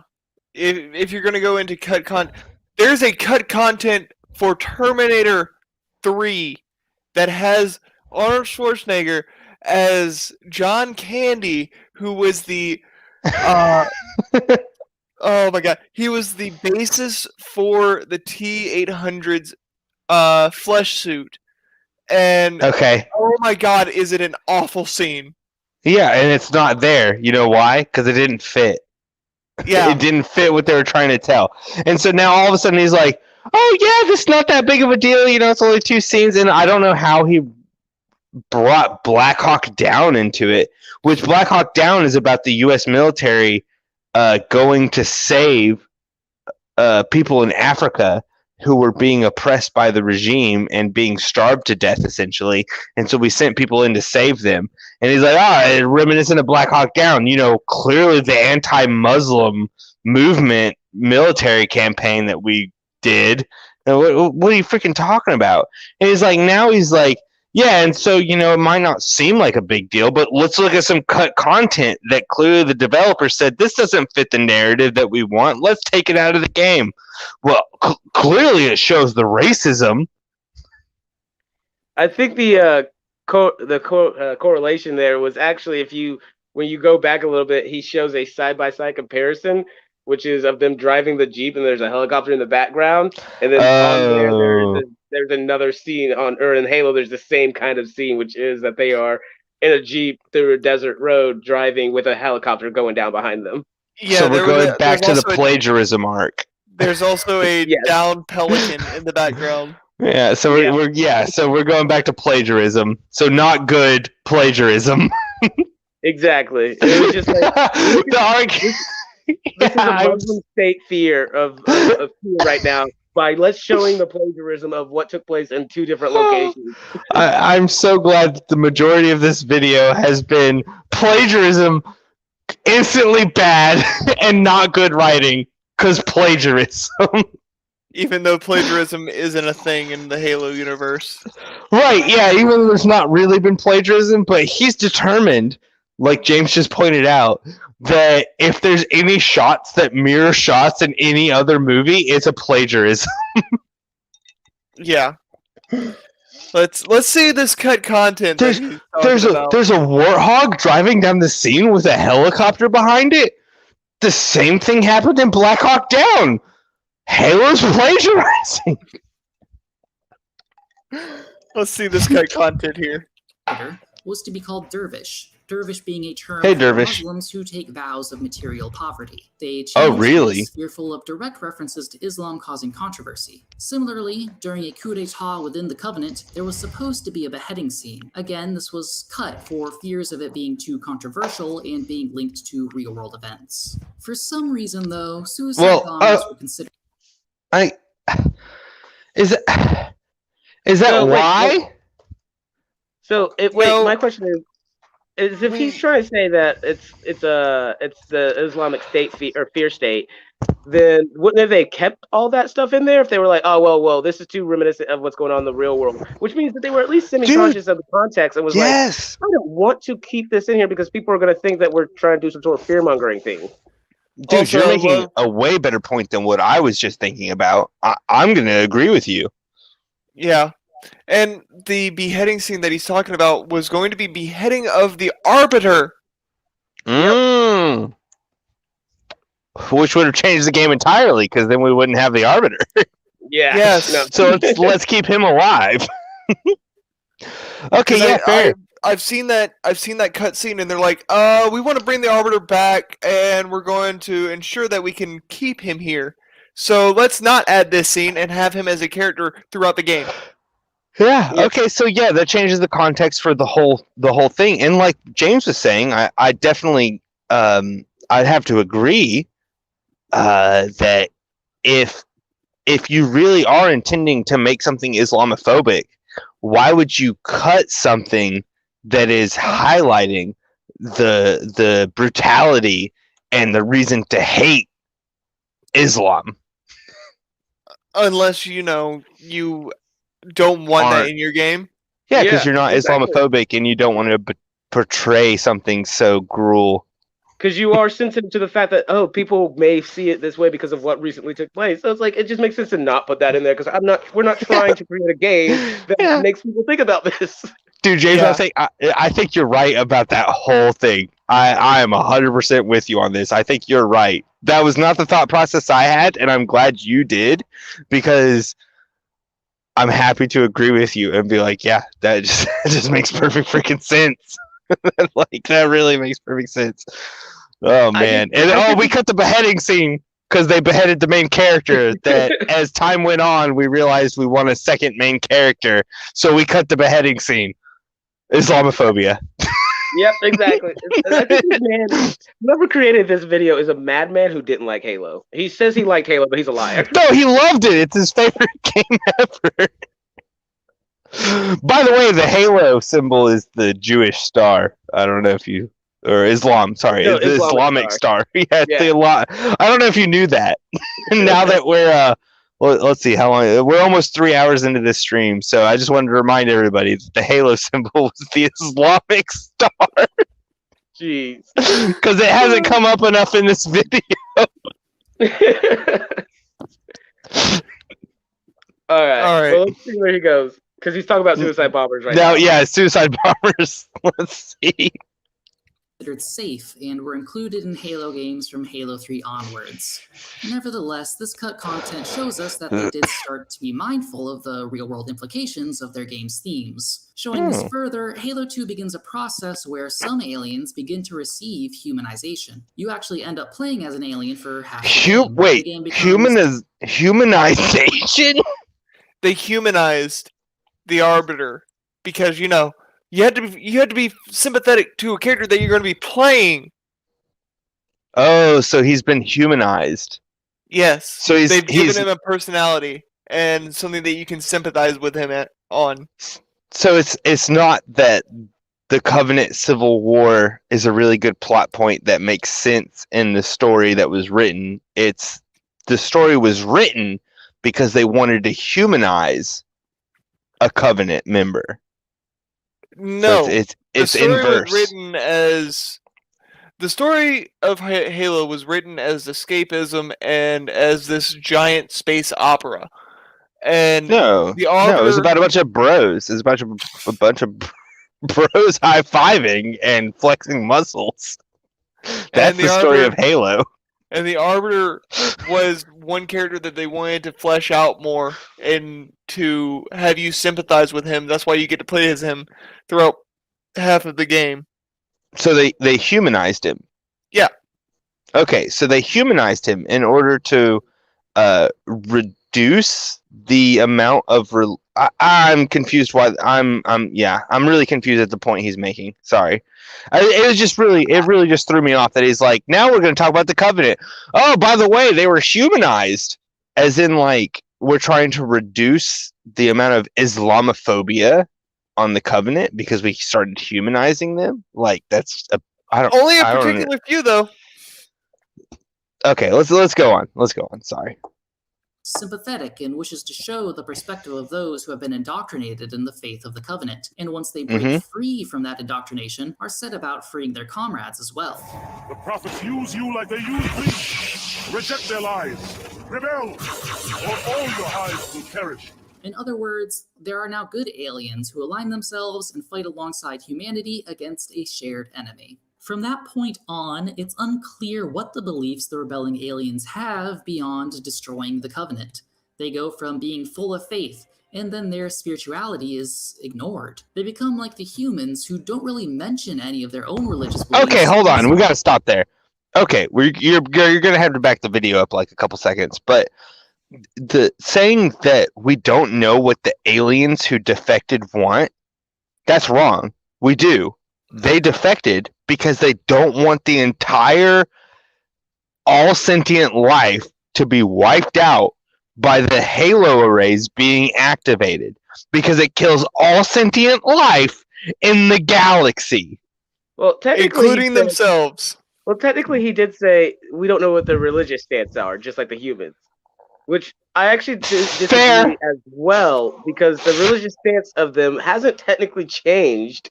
They just didn't agree with what the Covenant's doing because they're like, well, we don't want to die doing whatever they're trying to do. But I think the religious belief is still technically the same. The religious belief is the Forerunner had this technology that could lead them on a great journey. But to the great afterlife.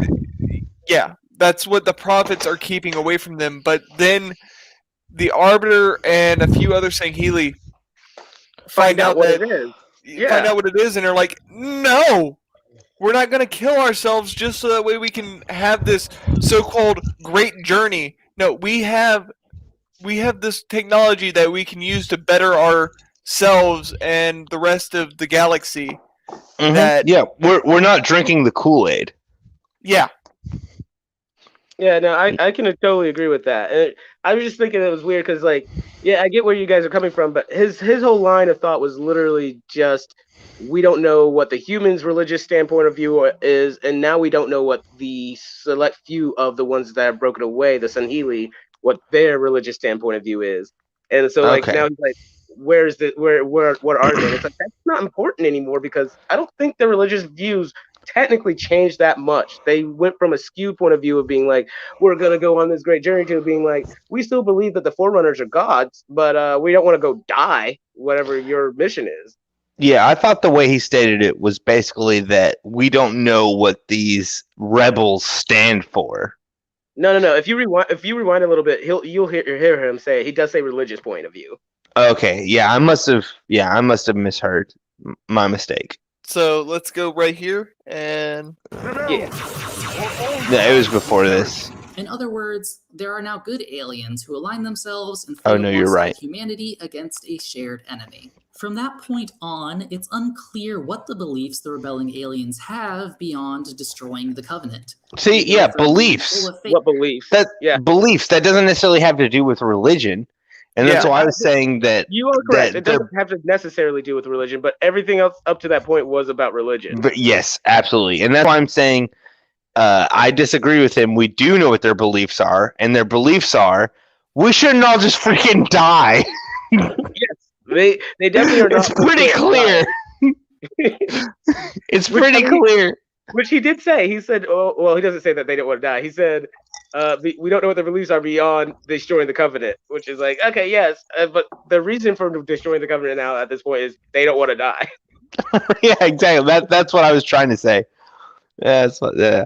Anyways, let's go on. Let's see how far we can get into this in the next 10 minutes. 10 minutes. Yeah. And then their spirituality is ignored. They become like the humans who don't really mention any of their own religious beliefs and so seem atheistic or at least secular. So the only way the aliens really become good is to not have any religion or spirituality. The idea that abandoning spirit is a key to progress. Actually, yeah, this was the part that I was getting at. It was because he said religious beliefs here, I guess. It was really like, well, no, they aren't atheists. Again, they still believe in what they believe. They just don't want to die for the cause that the prophets are telling them they should die for. Also, we don't know what the humans believe because, we're fighting a war. Also, your beliefs aren't necessary to understand during the war because you're trying to survive. Yeah, why do I need to bring religion into this? It's like, I just want to live, man. We'll figure out the God state afterwards. But I mean, honestly, there are a few of them that we do know their religious belief. We know some of them are Christian. We know some of them are Islamic, actually. We actually know some of them are atheists. So, the humans have a huge variety of religious beliefs in the Halo lore. So, him being we don't know what their religious standpoint of view is, it's like, we actually do. You just refuse to acknowledge it because there's one character that talks about prayer beads. And it's like, okay. That would be Buddhism. Yeah, and it's like, so we know that they have their own religions. They just don't go about talking about it like the aliens do. They're not like, yes, the great journey, or yes, Buddha, or yes, Christ. No, they don't do any of that because they're in war. It's not necessary to talk about what religious faith you have. You pray to whatever gods you have right before you die. It seems to be their whole thought process, like most people in the military. Yeah. Yep. My simple argument for dismissing his statement is humanity has multiple religions, but when we go to fight something that is a common enemy, we don't bring it into the fold. Yeah, we don't talk about it because, again, it's war. Why and we're defending our lives. And as long as we stand, after we're done, then you go back to your religion. But during it's all about defending our lives. The simplest case of it is actually if we look at World War II, where we all band together, a whole bunch of different people with a whole bunch of different religious beliefs.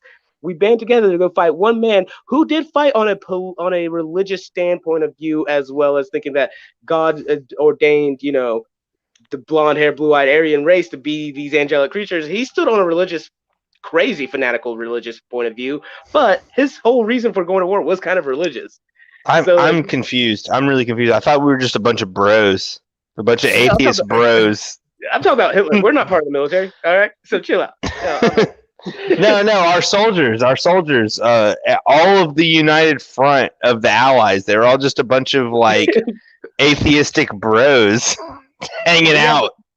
But see, that's the thing, is they were fighting, and it's their religious point of view was one-sided. Just like if we look at Halo, the religious point of view was one-sided because it was unnecessary for the other side to talk about the religious point of view, because it was, hey, let's survive and stop this tyrannical rulers that are coming in and trying to invade. What our stance, it doesn't matter at all, because that guy's just trying to kill us all. It doesn't matter what our religious belief is.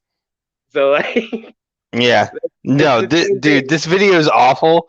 And I can't believe we weren't able. I was hoping we could finish it, but holy crap, he has been so wrong so many times that we weren't able to get through this video. Let's go a little further if that's possible.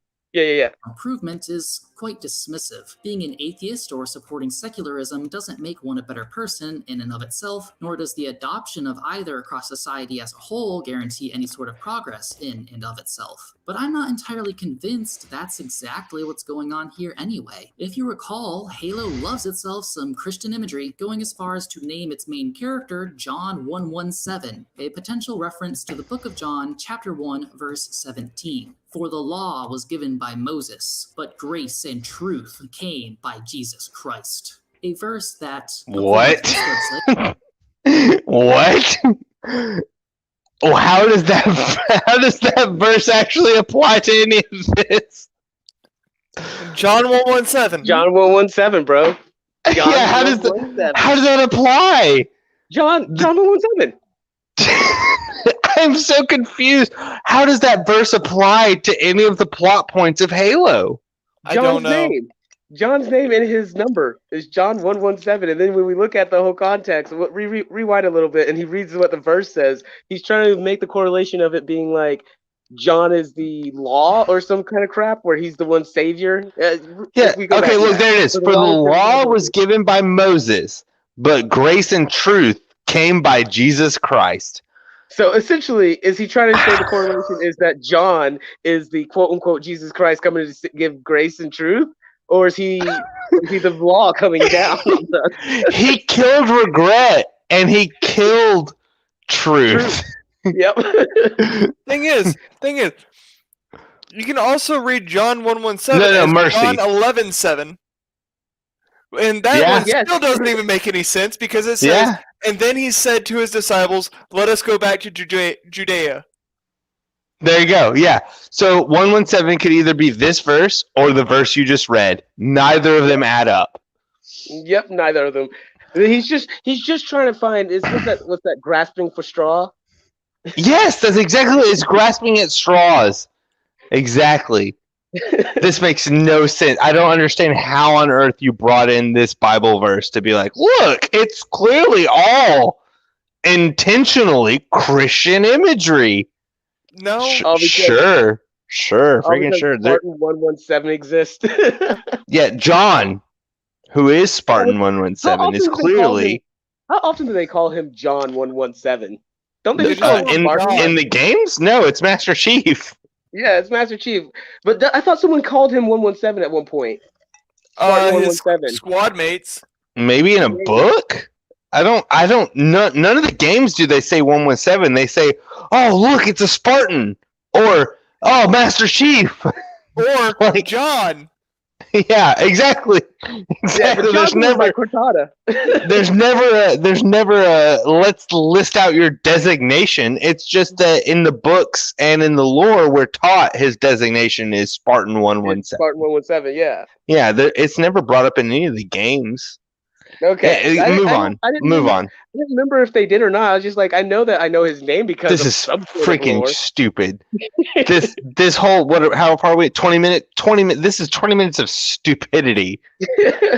All right, well, let's get through this last Reference little bit. to the book of John, chapter 1, verse 17. Oh, jeez, you don't know what you're talking about, bro. Grace and truth came by Jesus Christ. A verse that, according to this website, is intended to show the difference between the teachings of Moses and Jesus. That Moses taught the law, which told people of sin and what was wrong. Jesus, on the other hand, provides a path of redemption and fixing what was wrong. With that said, that's right. Is it possible that the humans aren't secular or atheist at all? Is it possible that the rebelling aliens are only good because they redeemed themselves in the name of the Lord Jesus Christ? The rebelling aliens are good because they redeemed themselves? Well, he's asking the question, is it possible that they redeemed themselves under the law of Christianity? Yeah, apparently. No, they're good. They're good because they stopped killing humans and said, hey, we'll fight the covenant with you. That's why they're good. It's real simple. Halo's story is actually really... did you? Oh, you didn't mute us for that picture. Okay. Halo's story is really, really simple. Okay, I'll explain it in like 10 seconds. All right. So, humans find an ancient artifact. Aliens try to kill them while they're there. They blow up the artifact. Aliens attack Earth. Some of them, because they started an infighting civil war, some of them decide to join the humanity to fight the aliens. Then, at the end of the day, they defeat the aliens and blow up all the super weapons that kill the world. Halo. Yeah, that's the whole plot. Yeah, that's about right. There you go. That's it. What the crap this guy's talking about? No. Yeah, whatever he's actually going on about, that's been my question this whole time: is what are you going on about, man? Like, you know what? In all honesty, we could have gone back in time. Let's go back in time now to about 3 hours ago when we sat down. We could have all talked to each other and been like, "Ha ha! It's so great that we're sitting down to do a live stream," and been like, "Hey, let's start this stream," and be like, the answer to your question is no," and then just gone to bed. We could have just gone to bed right then. We didn't have to do this crap because the answer is no. well, maybe he'll make some really good points along the way. Because I will say, we've all answered the questions, and then he's come back and been like, "But I'm probably wrong," or no, he hasn't said I'm probably wrong. He's like, "No, it's not what it is," but he's like, "There could be. There's an argument for it." It's like there's not really an argument for any of it. I have a sneaking suspicion that last part right there that's blocked off from this, which is called Orientalism Evolved, and he's not gotten into Orientalism at all. Whoa, yeah, no. Yeah, we're almost done with this part too. Yeah, what are we in now? Orientalism Evolved. Okay. And then we have one section after this. Yeah, he's not brought up Orientalism at all. Mm-hmm. Yeah. Oh man. Okay. No. Dude, let's go. Come on, we can finish this. We can finish this before I need to go to bed. We've got to. All right. And so is the Human Covenant War a story of a Christian-Muslim conflict that can only be resolved through destruction or conversion. Oh God, I'm not going to make you pause. Yeah, no, it's just so terrible. Isn't subtle. Halo is an amalgamation of references put together like Legos to build a story. I agree, Halo's not subtle. No, just keep going. Just keep going. It's just so bad. It's so freaking bad. Been too ambitious for its writers. Truth! The voice of the Covenant! So, you must be silenced. Why are you showing this?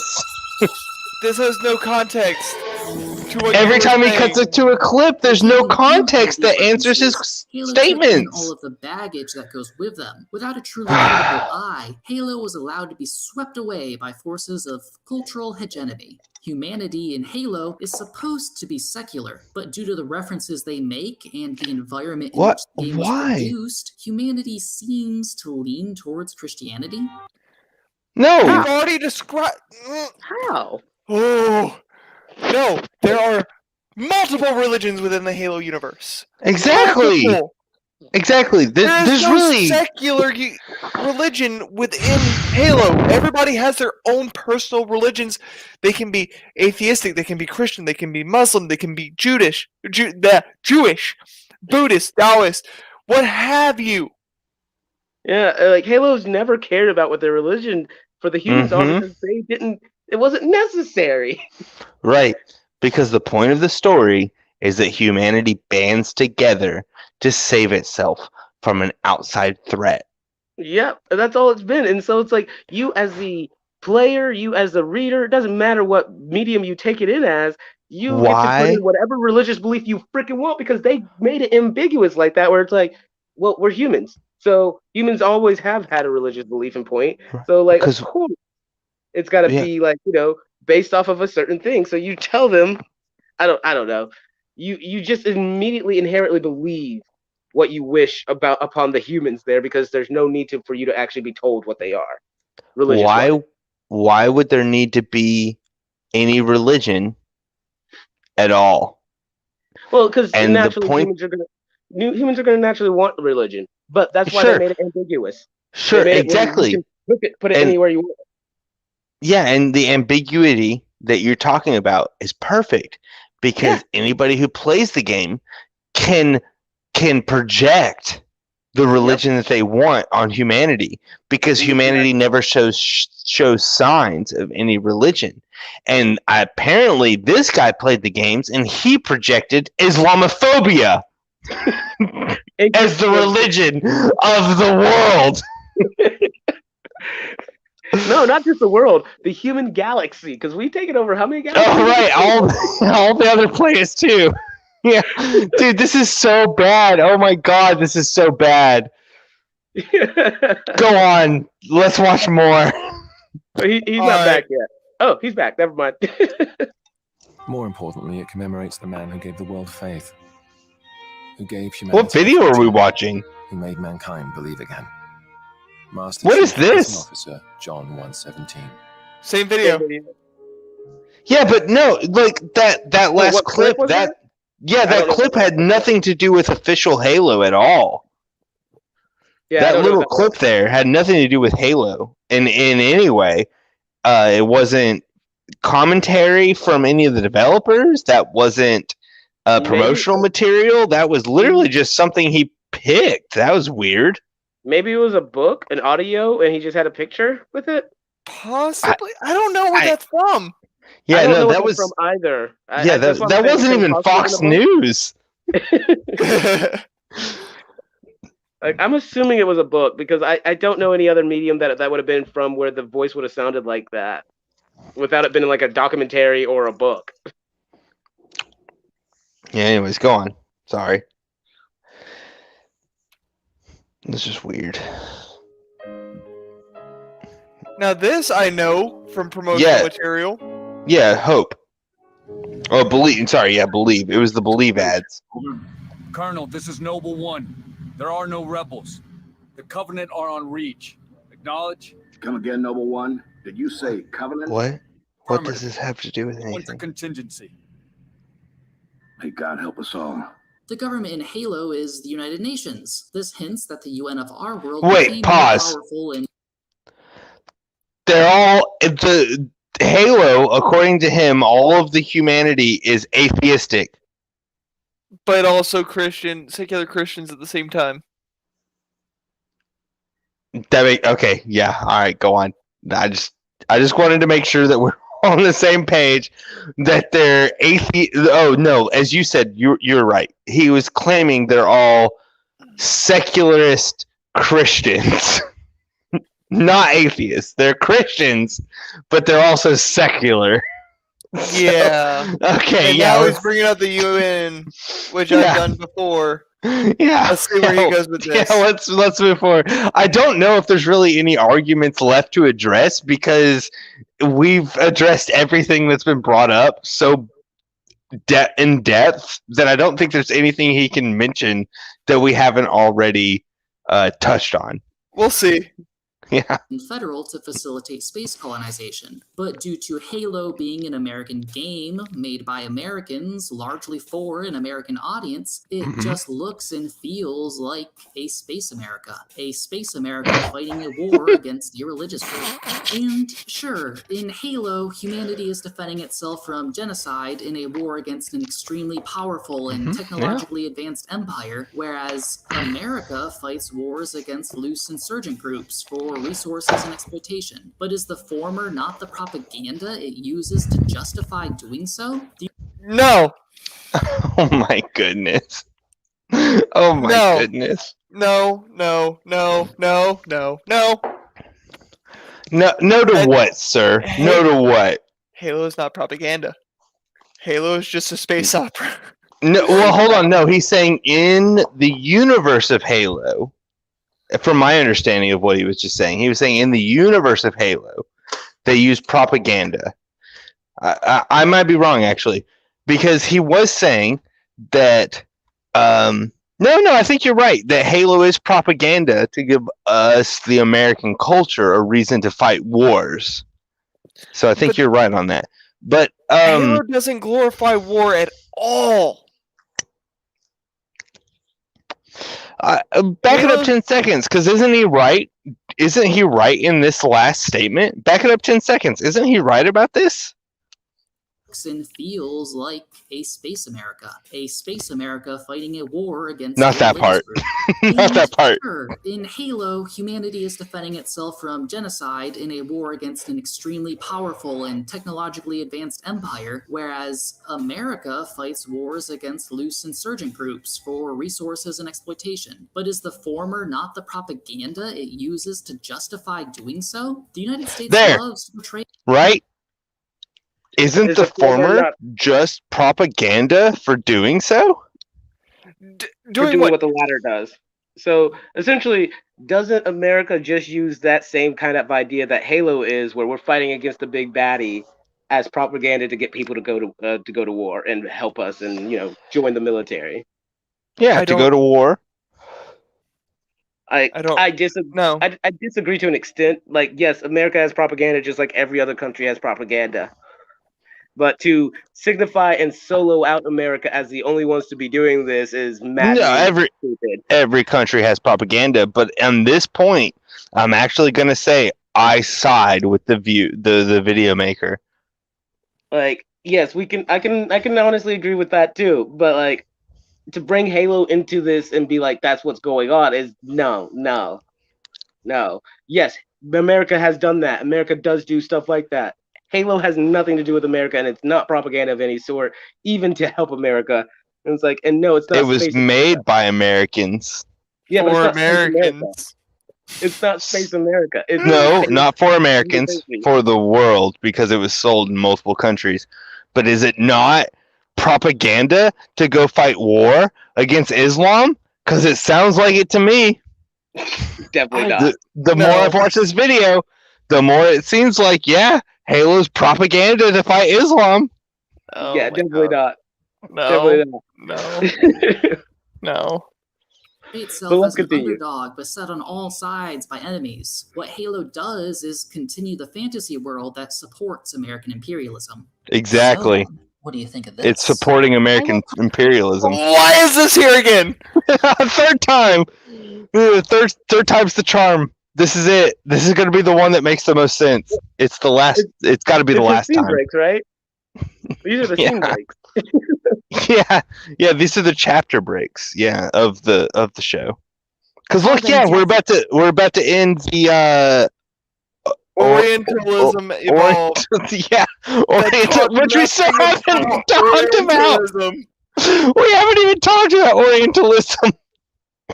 Okay, let's see. Okay, so Jekyll shows up. The Jackal shows up. Their What whole is this? personality revolves around some normie interest like Marvel movies. They get angry when you insult their favorite series. God.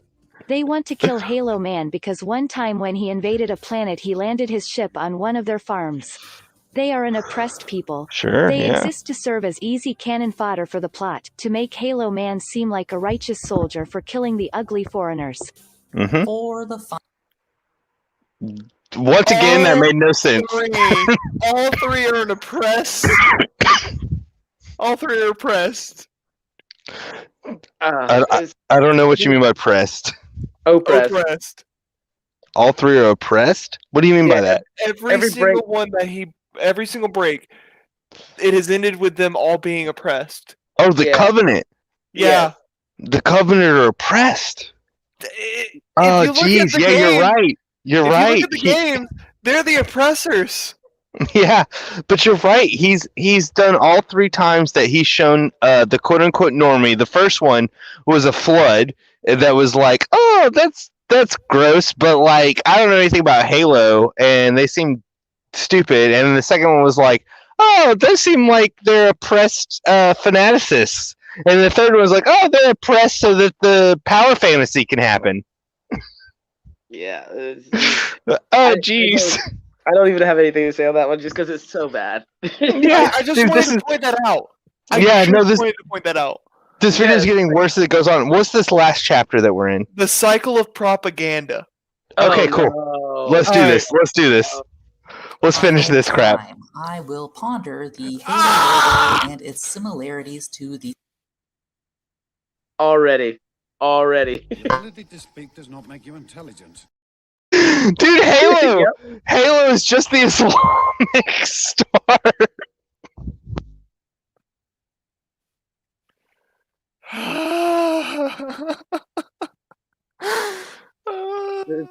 just this is I'm just terrible. losing But my mind. remember that Halo's the Islamic star as long as you flip it in reverse and stretch it out.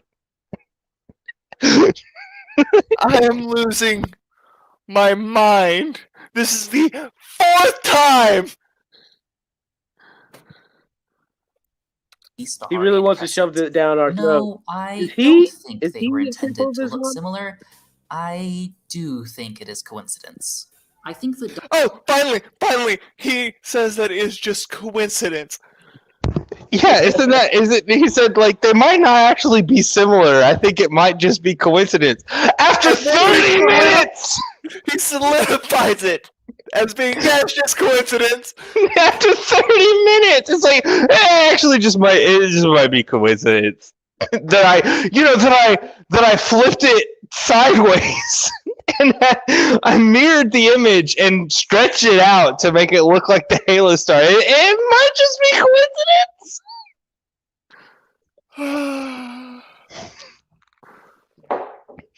Continue. Let's finish this crap. Reveal that the Halo rings are weapons of galactic destruction. The part that's broken off of the Halo is likely intended to foreshadow the destruction of the Halo ring by the player at the end of Combat Evolved. More to my ultimate What? point, though, I don't really think it matters. He brought up the point that you made earlier, Austin. Oh, the fact that the ring, the symbol of Halo is broken. Yeah. Right. No, and he's wrong. It's not that it foreshadows the end of it. It's what I said, 3 hours ago. Yeah. That the ring was already destroyed when they went into marketing, and then they changed that in the middle of development. Yeah. Okay. Cool. If it was intended to or not. Is Halo Islamophobic? Maybe, yeah. Insofar as our society is geared towards Islamophobia as a tool for Oh imperialist my wars, God. Sure. Is Oh my Halo God. fascist? Fuck yeah, it is. What? What? Dude, I think. Honestly, I think we've addressed this enough throughout the video that we don't have to respond here. Yeah, I just have this thing to say. He's not just a regular moron. He's the product of the greatest minds of a generation, working together with the express purpose of building the dumbest moron who ever lived. Oh, that's a little mean. No. Okay. Yes. Yeah. That was a little mean. That was a little bit mean. Wait, James, you don't think so? You don't think that was a little mean? No. In this situation, this man has gone out of his way to stretch and pull and do what humans do and find patterns that don't exist because you know what? We're stupid creatures, and he just wanted to show how stupid of a creature he is. So yes, I don't think that was me. All right, fair enough. Fair enough. Let's go on. Let's finish this. Charmingly so. Just as fascist as the world we live in today. What? We live in a fascist world right now? No, we live in a very, very liberal world. He just said that it's just as Halo, this whole picture that he's painted of what Halo is like is mirrored of how fascist the world currently is. And this is 2020. This is before Joe Biden. This is like 7 months ago. So this is before Joe Biden was elected. So Donald Trump was still president, and he's saying that this mirrors just how fascist the world is now. I think he's generalizing the whole world, though. Yeah, the world. He's saying this is how fascist the world is right now. That's pretty extreme. If we're gonna take into I'm just saying, for the sake of argument, let's say everything he said is right, even though I know we've taken like freaking 3.5 hours to dispute him. Yeah. Let's say he was right, 100% right, and then we get to this point, and it's just as fascist as the world is now. Now I have disagreements with you, sir. No. Yeah. No, if you're right and that Halo is this really fascist place, no, we're not as fascist as the world you're trying to paint a picture of is. And, having traveled outside the United States and seen the world, I can tell you, we have life very good here. Oh, absolutely. Absolutely. Even better than our two bordering states, if you want to stay local. Like the United States is better than the rest of America when it comes to fascism. Canada is way more fascist, and Mexico, I don't know if Mexico is necessarily more fascist, but they're definitely run more by gangs than they are by their own government. Yeah, Americans need to travel outside the United States to see how the rest of the world is, to understand how good they have it. No, this guy needs to. This guy needs to go somewhere. He should go to Jamaica. Jamaica's great. I love Jamaica. He should go to Jamaica and see how they're doing over there, though. And then maybe he'll have a better idea of how America is, because like Jamaica is awesome. Well, it depends if he goes on the tourism part of Jamaica, because then he's gonna be like, "This is an amazing country." Yeah, exactly. I've been to Jamaica, and it's great. It's great, but you'll realize real quick that it's not America. Yep, it's not the U.S. Anybody that goes outside the United States, don't go on a tour. Go into the spots that are not tourist zones. Yeah. Then you will see the real countries that you go to, and they're not pretty sights. And, and maybe I'm lucky that way, because every time I've been out of the country, doing tourism, whenever my family gets to the location, the first thing we do is we go outside of the tourist location.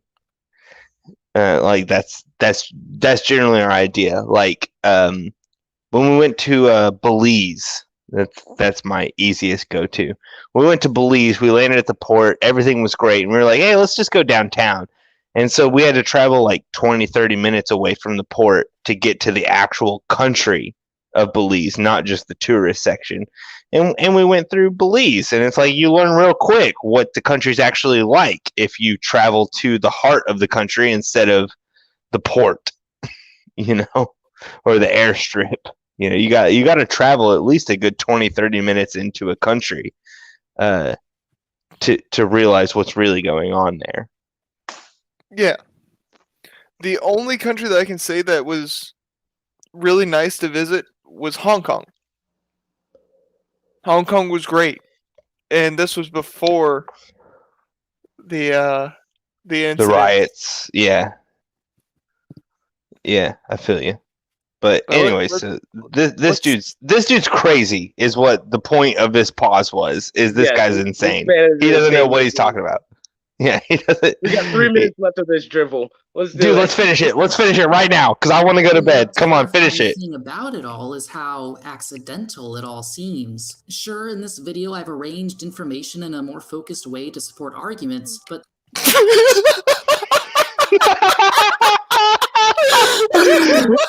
Oh my god!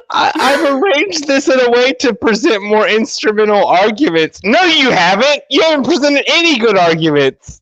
What are you talking about? Oh my god. Yeah. This guy's insane. Oh my god. I can't believe he has more subscribers than me, to be completely honest. Yeah, I can't believe it. Because this dude has nearly 800 subscribers. That's 800 people who are like, I can understand where he's coming from. Yeah, it's James. Oh, I don't want to be mean. I really don't. I'm gonna be nice. I'm nice. I'm not gonna say what I was gonna say. I didn't say anything mean. So I was about to be mean. Attack the ideas. Don't attack the person. Oh yeah, no, I'm not gonna attack him this time. I already said my piece. Exactly. I'm trying, and I'm having a struggle with that. But yes, attack the ideas, not the person. Yeah, no, I'm just. And I think that's what we've done. Agree with him. They totally agree with him, and that's their own prerogative.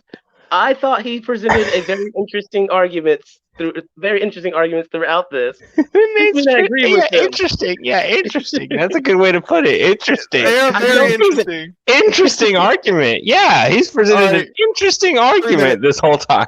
3 minutes. 3 minutes. 3 minutes. Yeah, let's do it. This is how you experience playing the game. All of these elements are doled out over the runtime of several first-person shooters that each take anywhere between 8 and 12 hours to complete. Halo may not be subtle, but cultural hegemony is. The dominant culture in Hey, I America actually have a is question. white This has nothing to do with what he's actually talking about. I was just noticing that he was getting the kill streaks.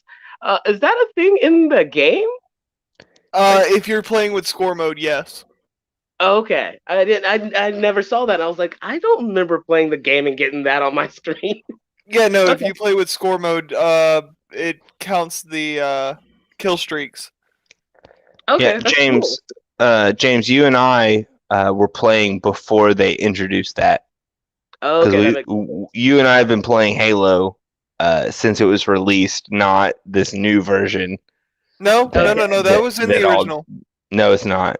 Yeah, I can show you that it was because I've been No, playing that the was amount of Halo time 2. that you have. The footage he showed was Halo 2, and that was the mission where you go over the bridge, and Halo 3 was the first one to have score mode. Halo 1 and 2 right. don't. Yep. Yeah, exactly. And so James and I have been playing since Halo 1 was released. So he's unfamiliar with it. I'm only familiar with it because I'm fanatic about Halo. Yeah, you where kept James playing. is I not. eventually moved on. Yeah, exactly. James is not. James is fanatic about Fable, and I'm fanatic about Halo. So he knows. Needs to hurry up and come out. Yeah, he knows more about the Fable series and all of its remakes and crap like that. And I know everything there is about Halo and all of its remakes and crap. Yeah. Yeah. So no, James, you've never played Halo where there's a score multiplier in single player. Yeah, no, that just threw me off. I was like, oh, what's happening right now? Yeah. Okay. Premise we tinged continue. with Christian fundamentalism, and it can Jeez, this say picture. everything we do Holy in crap, that life, picture. We may not be able to help it most of the time. This is Oh, where we poor grown up. kids getting This is largely indoctrinated. the perspective from which we will view the world, unless, of course, one realizes this and pays a special mind to critically think things through. And even then, you're likely to have some blind spots. Halo reveals a cycle of propaganda. The greater culture around us influences the art created within it. When we create art, that art takes its influences further and adds to the background noise of our society. Background noise that goes on to influence future works, on and on. I believe Halo is intended to be interpreted as I interpreted it towards the beginning of the video, as harsh criticism of religious fundamentalism that clouds judgments and leads down dark paths. A criticism that could ring true for Christianity as well as Islam. But being the game it is, made by the people it was made by, for the audience it was made for, it ends up with material from pop culture and familiar religious concepts. So he's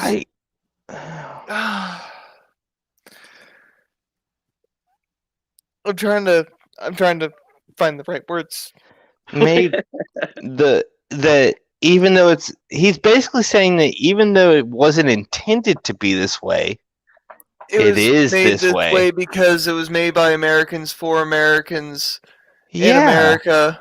Yeah, exactly. Okay. It's like, so it might not have been intended to be what it is, but it is what it is, and my you should God. accept that. Oh my God! Yeah. No, Well, it can't be. The Oh my term, God! Because humanity is secularist. They're all secular. They're Secular. he's saying yeah. They're all secular. Yeah. He's saying that the creators had a subconscious bias. when Yeah, creating the they're game. racist. Yeah. Oh my God! Yeah, this is all, dude. This is all being broken down as critical race theory. I pointed that out a few hours ago. Yeah, it is totally Islamic phobia, but it's subconscious. Yes, it's subconscious bias. He's framing this whole thing as subconscious bias. These then go on to influence Halo so that it reinforces a view of only the wrong type of religious fanaticism being bad. A mistake that ends up making Halo a bitter irony. Well, hold on. Can we pause there? He said it paints only the wrong type of religious fanaticism as being bad. I don't see that. I think it paints all religious fanaticism as bad. Yeah. Yeah, I don't know what a good type of religious fanaticism would be. Yeah, exactly, James. What would a good religious fanaticism? Is that a thing? Like, Yeah, Oh, thank God for the fanatic Catholics that are wiping out the countryside. Oh, thank God for the fanatic Islamists that are bombing the troops in the country. Like what? What? Like there's What? Okay, let's play devil's advocate. What would be a good religious fanaticism? Like, would it be religious fanaticism to be like super into whatever you're doing, but not actually kill people? If he's talking about fanaticism, you do eventually get to the point, right? That you're killing people because they disagree. Yeah, No, fanaticism is taking things to its extreme. So if you want to have a good religion, the best thing to do is not to take it to the extreme. That's why Christianity and Judaism have had reformations. Then wait, what about Buddhists? Okay, let's say you have a fanatical Buddhist. Their whole mantra and stuff does not involve anything to do with killing other people. But their whole mantra is also against fanaticism. How do you? I don't understand. Maybe I just don't understand. Can you throw a meme here? Can you hear me? Now we can. Yeah, now we can. Okay.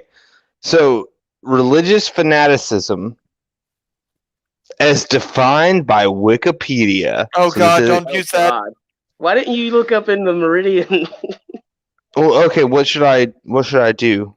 Like Webster's, just an actual dictionary. Webster's? Okay, hold on.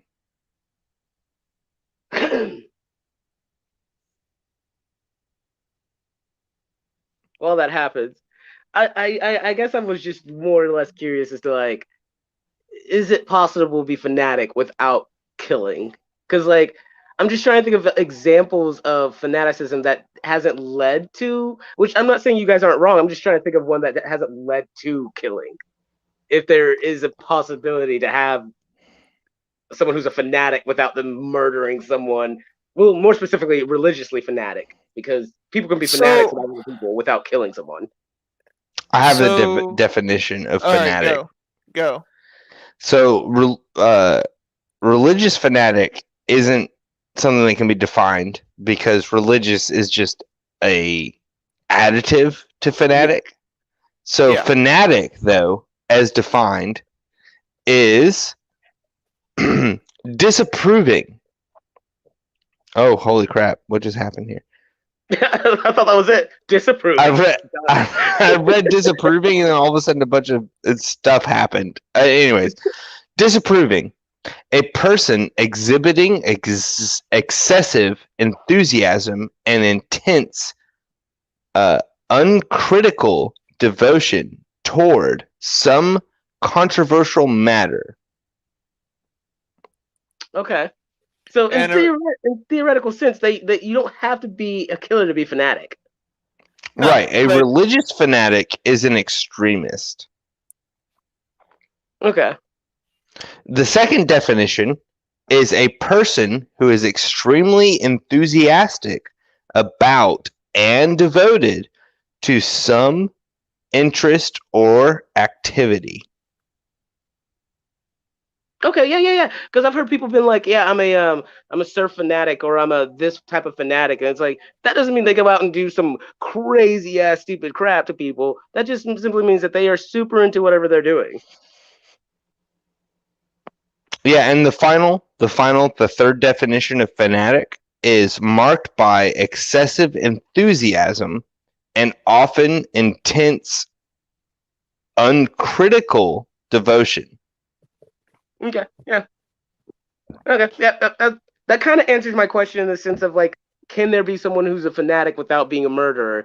And so yes, there's definitely that answer. Absolutely. Can you be a religious fanatic without being a murderer? I still think you can. Absolutely. Is it something that happens? I don't normally see that as a thing that happens. Typically, no. If you're a religious fanatic, you go to the most extreme of your religion. Though with Buddhists, it would be giving up everything. Yeah. Like everything, including the clothes that you wear in the temple. See, there you have a moment of religious fanaticism that doesn't involve murdering a bunch of people. That's why I was saying Buddhists, because I'm like, I don't think Buddhists would kill anybody even if they were fantastical. Right. Yeah. Yeah, a fanatic doesn't mean that you kill someone. It just means that you take your religious beliefs a pretty extreme. I think that'd be the best way to Which put I think that's the problem with when you look at Christianity, the people that are super fanatical about it is like, because in the Old Testament there are people stoning people and doing some. Yeah, that's different. why you have the that's New not Testament. Christian. Exactly. The Old Testament is when they were stoning people, and then the New Testament set a whole new precedent for law. And the people that got stoned during the New Testament, they got stoned by people who were like, F this new way of doing things, we're doing it the old way. Yeah, see, and that's maddening. It's kind of maddening to me with the Islamic states and stuff like that. Like, we can go back and forth about all these things, but it's like, well, Catholicism and Christianity and Islam have all three been way too crazy types of people, like on different scales. And it's like, oh man, you guys put a bad name on all religion.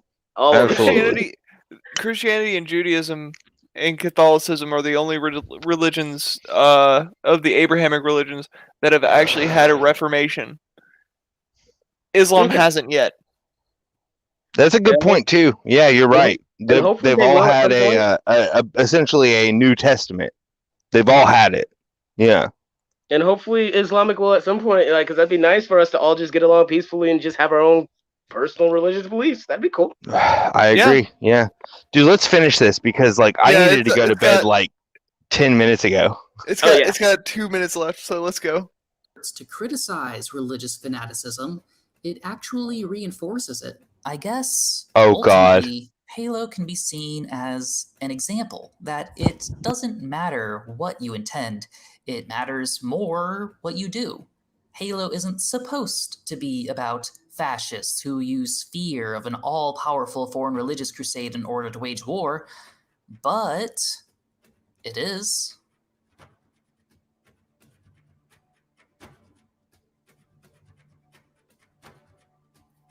That's what you're gonna leave off on? I hope you enjoyed watching this video. It was a lot of hard work to make, but also a lot of fun. That's what you're Please gonna consider supporting me and the work I do through likes, comments, shares, subscriptions, and he's got a maybe even through Patreon. Patreon. Speaking of which, I'd like to say thank you to my Patreon backers, Ericobia, Josh Thomas, That's what and Paz. it's not intended to be this, but it is. Bye. Give me money. Check out. All right, we're done. Yeah. Hold on. Wow. All right, Wow. so we will see you all later. It is late. We need to go to bed. Yeah, can we play an outro song as we all leave? Because that was so ridiculously bad. Oh man. I'll send you one. I'll send you an outro song. I got one. You know what though, Cyrek? This has been fun. So I would love to come back anytime you ever have another one, if I can. Yeah, hopefully it won't be as stupid. Oh no, I'm totally fine with the video. That was probably the highlight of my day. That video, like as much crap as I gave it, like I honestly enjoyed every bit of that video. That was ridiculous, and I could probably. Oh jeez, it was crazy. That was crazy. I love the fact that it ended on like they might not have intended it, but it is. Bye. Dude, yeah, no, that ending was beautiful. Just all right, done. Oh jeez. All right, man. It's been a lot of fun. Yeah, let's definitely do this again. Yeah. James, I'm so glad that you want to come back for another. Yeah, that was a lot of fun. Yeah, we gotta find another good video. Between now and the next time, we should all try and find something else to watch. Yeah. I do have an idea for our next video, but I don't know if it'd be worth it. Oh, it probably will, considering we took 27 minutes to go. A 27-minute video took 4 hours. Yeah, but yeah, I'm gonna get out of here. All right. All right. You have a good night, mate. Good night. I'm sending this to you now, bro.